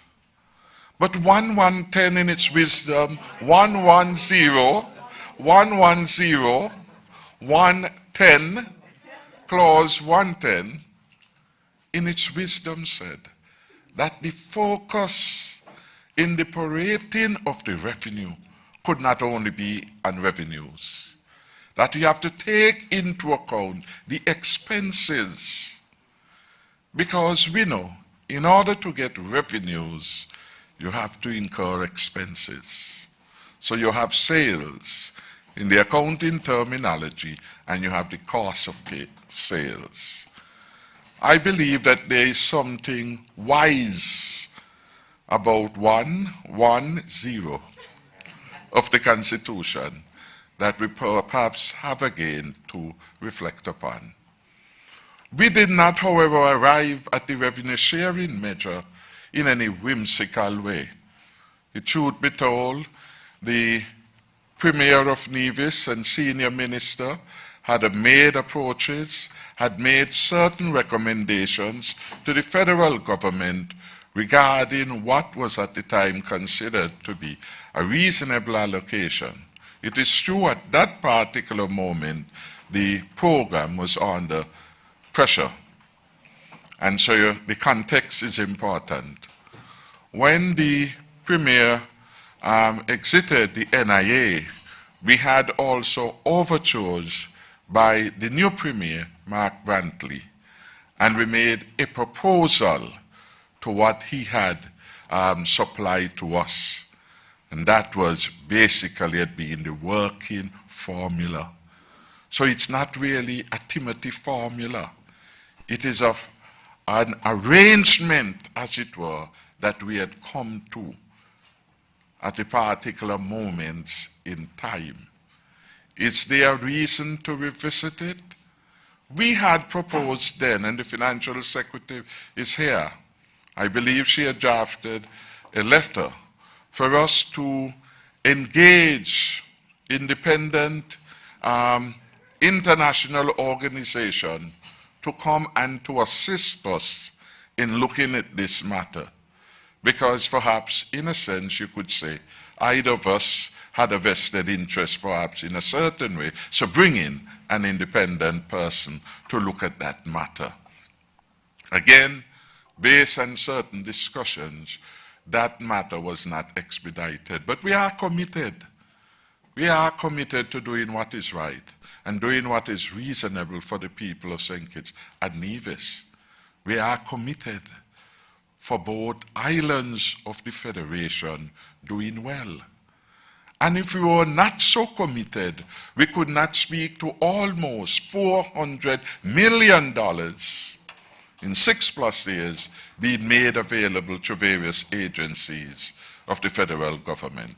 So we have come from a significant past of nothing happening there or nothing of worth to where we can count close to $400 million. I think that is an incredible achievement.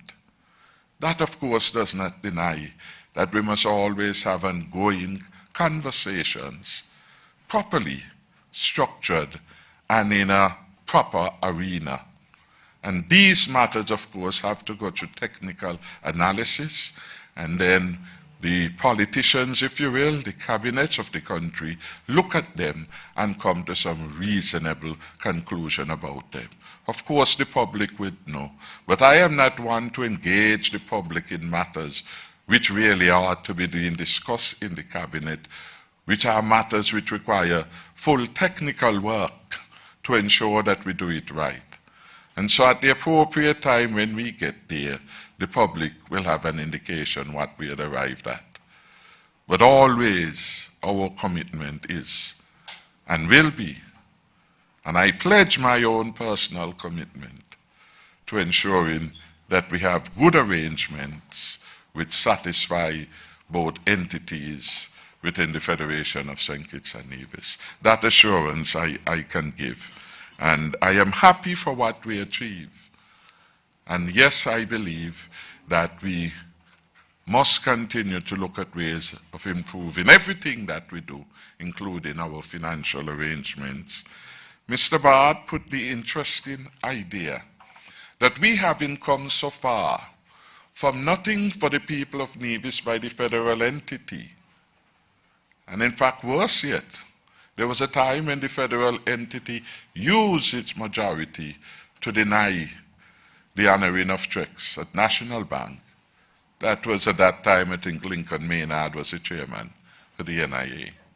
So we have come from that to where near now of the bank, to now where we are going to close to 400 million, $300+ million. That's a lot of money in any language. We accept that, and all the leaders have said it is the best arrangement. I wouldn't deny that there is need for improvement, and we must work on it. And we will, and we are committed. And I did indicate that we had set up a process to get us there. But important as that question was also the assumption made by Mr. Bart that it is likely, if there is not a team unity construct, that all this success story that we have had federally working with the NIA, that could vanish.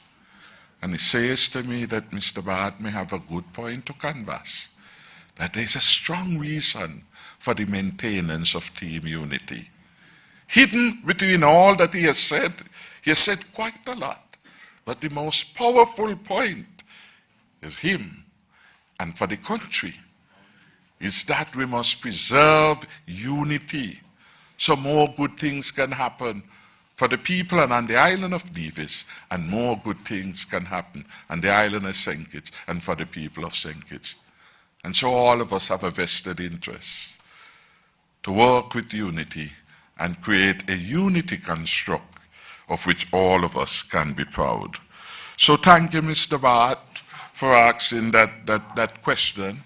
It was one of the more enlightening one, provocative, but a very good question that you had put which has consequences for the future of the country, and who will be best to preserve the country on the path to the stronger and safer future. The matter of aquaculture program and all those issues are important ones, and I would invite the PS of Agriculture to come to deal with it very quickly. On the question of repatriating our citizens from Taiwan, I think at this point in time there is no need for unease. What we are seeing across the Taiwan Straits, these are not unusual, and they are being observed. And I do not think, well, at least in the near future, that we are going to have worsening of the relationship between across the strait, so that there is a need for evacuation of our students. I want our students there, and I think 17 of them recently went there to focus on their studies, and they are going to be safe studying there. They've gone there to learn. I want them to learn quickly and learn well, so that they can come back and make a contribution to our national development. Mr. Bishop Collins will speak in the matter. Mr. Prime Minister, good afternoon. In relation to the question on the aquaculture, advanced technologies coupled with the environmental plus that we have and issues of food safety and food supply makes aquaculture a really viable option for us. And it is something that we are pursuing as part of the reform and advancement agenda for agriculture.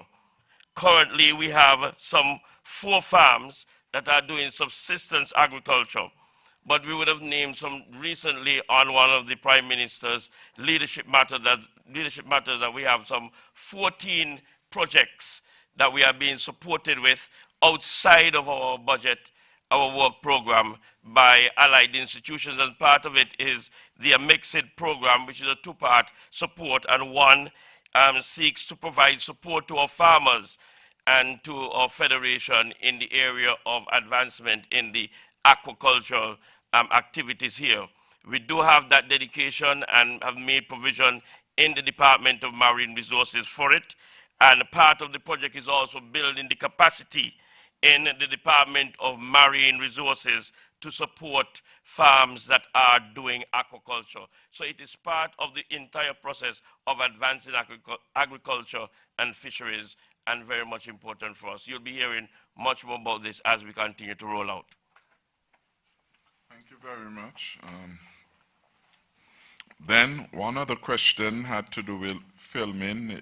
That's what is taking place here now competes.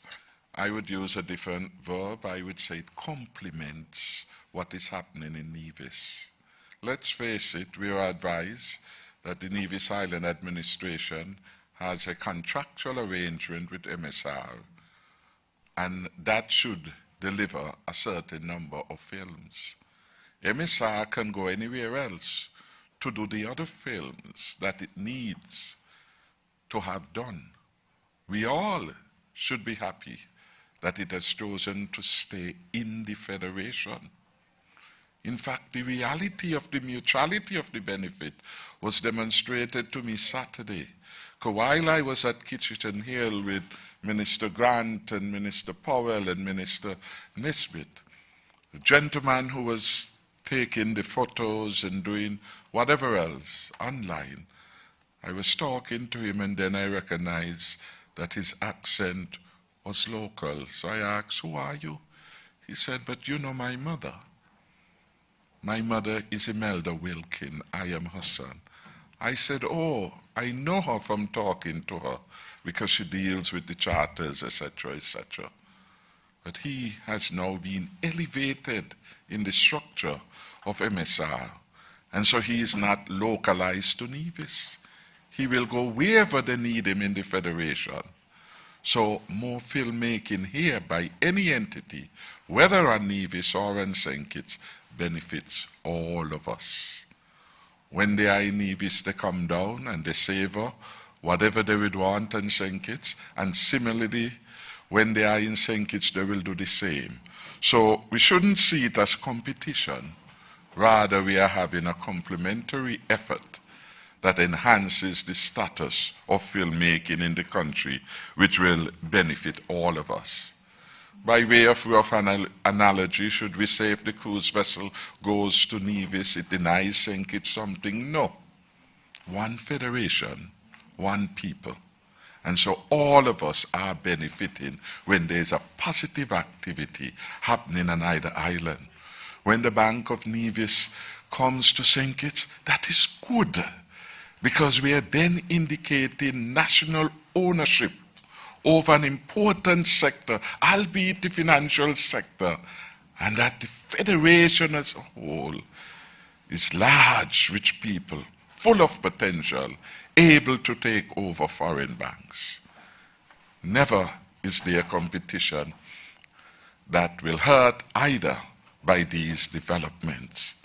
So we should allow our citizens, as it were, to ply their trade in either or in both or in any of the islands, and there is no need for disagreeable comments in relation to either development. One federation, and we are complementing each other.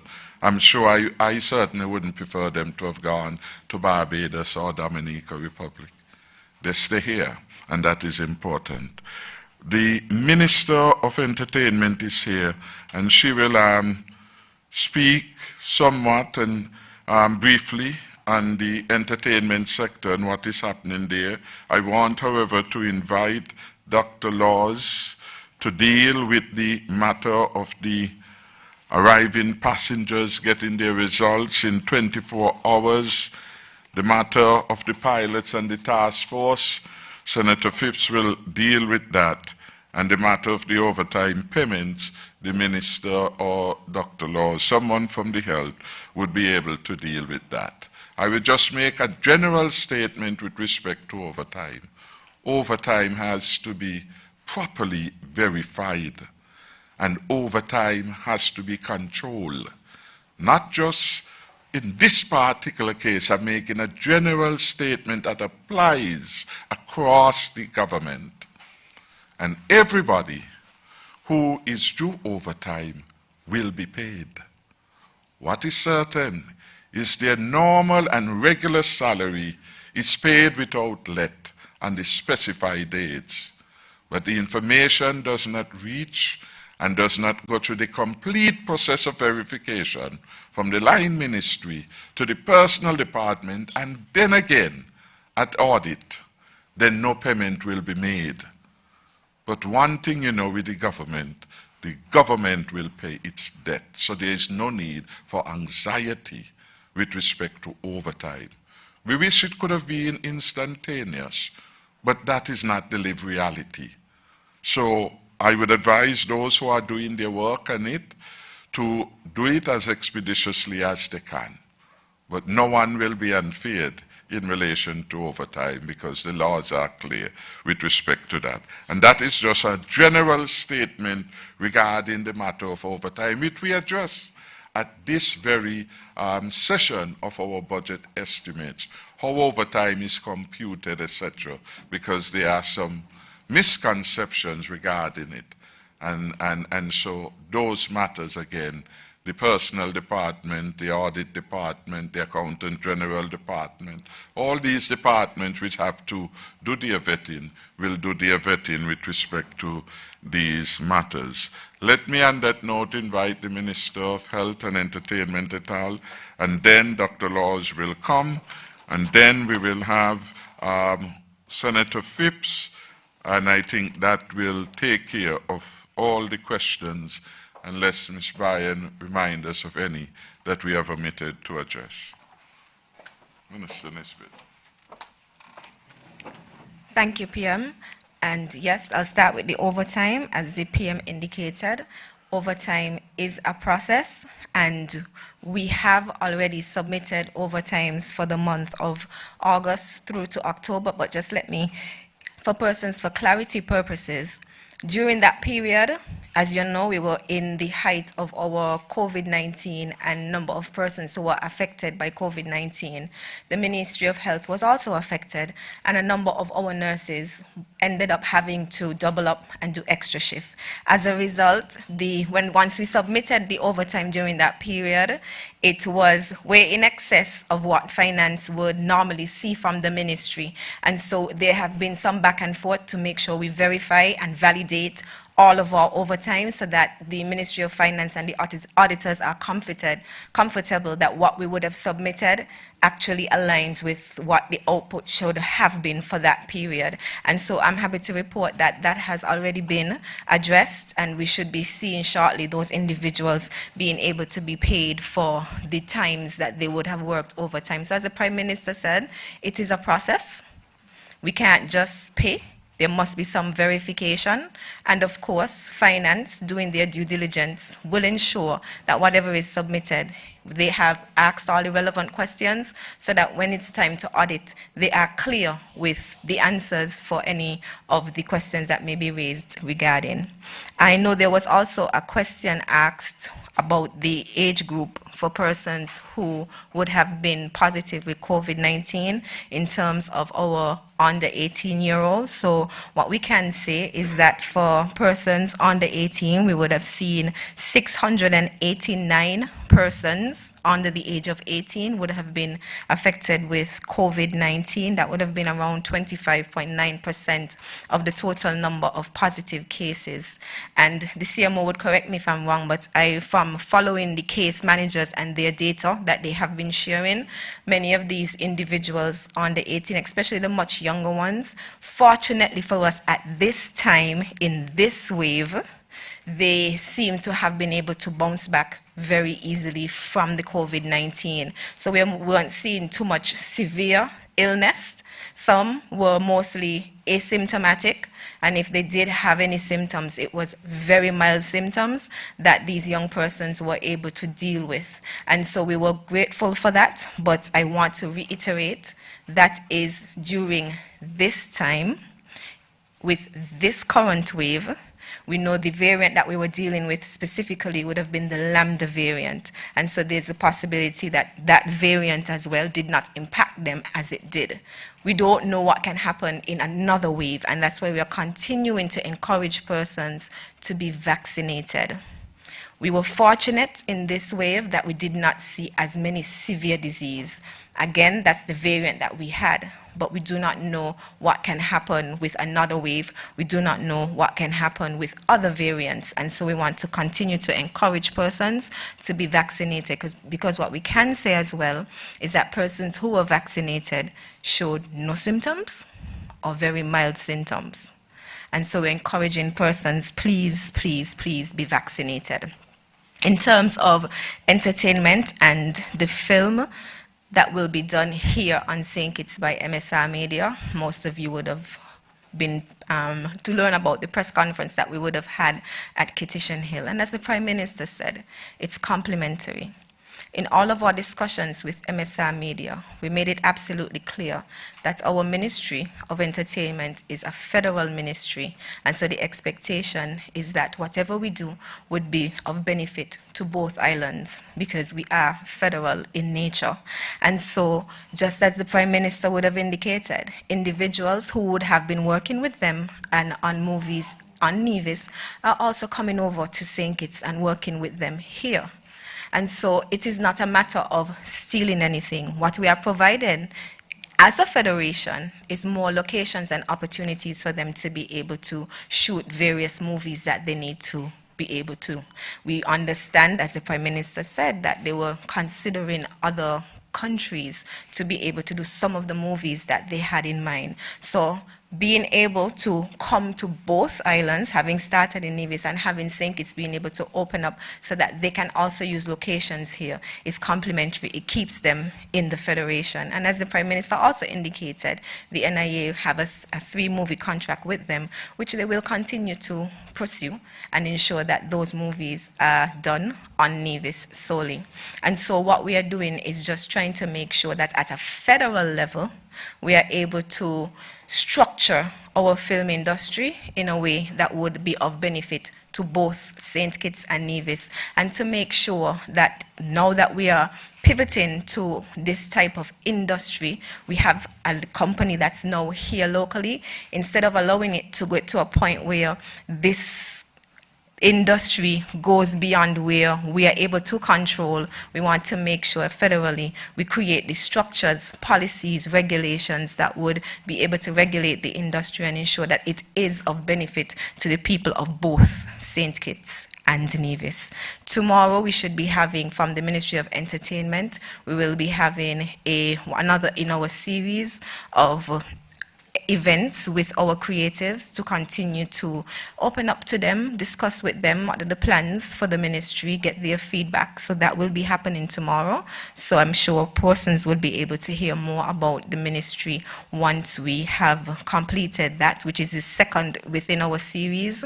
And so we are hopeful that we would have persons from within the creative industry at that event tomorrow, so that they can hear from us what the vision, mission, and plans are of the ministry, and that they too will be able to provide their own feedback on the direction in which they believe that we would be able to go as a country. CMO.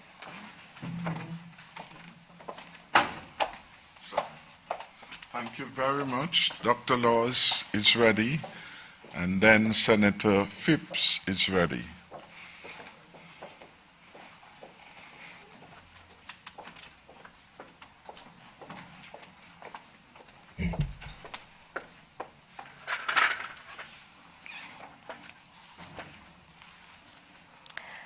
All right, so I concur with my Minister of Health in what she shared with respect to the children and how many were impacted by COVID-19. And yes, the Lambda variant is in circulation, and our children have fared well so far. Just mild symptoms, no symptoms, and they've recovered properly. Now, there was a second part to this question. I think you asked the impact of COVID-19 and the lockdown on children. And I reflected on this, and I'm thinking that the COVID-19 pandemic have impacted our children significantly. By the very nature, our human beings, we are social beings, more so our children, because children play, they hug, they kiss, they interact closely with one another. And this is alien to the COVID-19 prevention and control measures, whereby you are asked to distance yourself and stay 6 feet apart from each other. And so COVID-19 is impacting the social development of our children. The last year, schools were closed for a few months, and so the teachers engaged children through the virtual platforms, and I'm sure the teachers had difficulty keeping up with all the children on the various platforms, and we may have lost some children academically, and so we won't even know the full impact of COVID-19 on our children. It may take us another 10, 15 years to see the true and full impact of this pandemic on our children. And if we were to even think deeper, there are hidden impacts. For example, in the lockdown, parents may not be earning as they used to, so this reduced income in the household, has an impact on our children in terms of nutrition, etc. And so the impact of COVID-19 on our children is significant.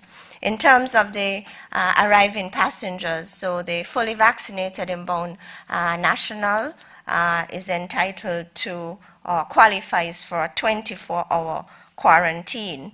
And so you receive your COVID-19 swab and test within the 24-hour period, and you are released, officially released from quarantine in that period. So what's happening on the ground? So if you land and you go to Royal St. Kitts Hotel, Four Seasons, or Park Hyatt, Marriott Hotel, your swab is taken maybe when you reach the hotel. So within a few hours of landing, your swab is taken, and well within the 24 hours, persons are officially released from quarantine. So for example, I returned to the Federation last Wednesday afternoon. My swab was taken by 7 a.m. Thursday morning. By 1 p.m. Thursday, I was out of quarantine. And so the backlog that we experienced a few weeks ago has been cleared.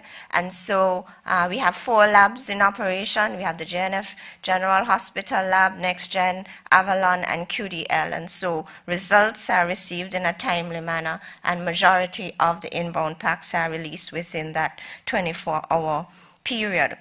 And so I think another question spoke to, will we continue testing within the 24 hours or test on arrival? So what I want to say is that we are almost there in terms of testing on arrival, because when you go to Marriott Vacation Club Park Hyatt, your swab is taken just a few hours after landing, and your results is had in a very timely manner.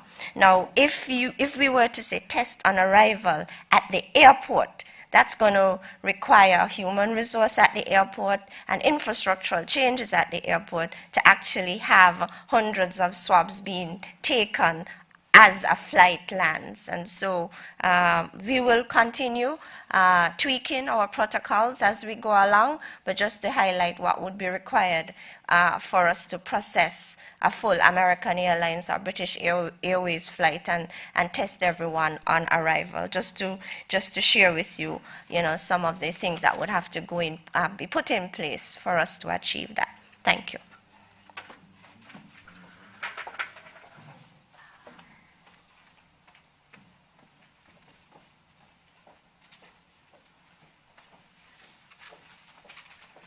I want to thank Jackie Bryan for bringing that question on behalf of Freedom FM, if I recall correctly.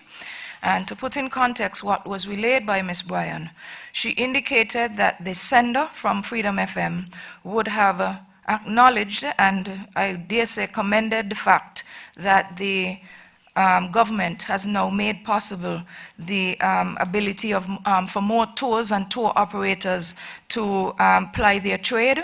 However, the point was being raised about local pilots wanting to get back to work. But before I come to that, I just wanted to reinforce one point. The Prime Minister would have spent quite a bit of time dealing with this in his opening presentation this morning, and in terms of explaining to us that the ability to recover and to work and to live with a pandemic has to be a measured approach. And where we are now is certainly not where we were 12 months ago. We have a number of tours that would have been approved. Practically, we're at the point where the ATV tours, the Alarub vendors, your primate handlers, etc., hair braiders, they are now being able to come out in a safe environment and do what they do best, which is to earn a living from the spoils of the tourism and allied services sectors. By extension, other tours have been already in place: Brimstone Hill, Carnival Boutique, the panoramic tour that includes photos at the top of Timothy Hill and so forth, as well as the Black Rocks engagements and so forth. So hello? And the safaris. Thank you, PM, for reminding me of that, because that has recently been approved by Cabinet. However, so I just wanted to reinforce that it's taking place in a measured manner, because at the same time we recognize we want to live with COVID, but we want to do so in a safe environment for our people and for the visitors who come to our shows. On the issue of the pilots, I would have checked with the chairperson of the COVID-19 task force, Mr. Abdias Samuel, and he has confirmed that there is no recent proposal from local pilots before the task force. Having said that, there would have been a proposal that would have been received by the task force many, many moons ago, at a time when we weren't even at the point of having vaccination. And the gist of that proposal, if I recall correctly, even at the point when we were still in the middle of a 14-day quarantine, etc., was that the pilots wanted the ability to not quarantine, come off a flight, walk all over the place, do whatever they had to do. There was no concept of a bubble even then for them. And of course, that could not have been countenanced by the task force, led primarily by the advice of the medical professionals. As it is right now, things are much improved. As I said, we are gradually easing out of the restrictions to the point where we have, and it has been articulated by so many other speakers before me this morning, in that we now have a 24-hour quarantine period. So by that token, whatever might have been the constraints that pilots, local and foreign, would have been under, would have been greatly eased.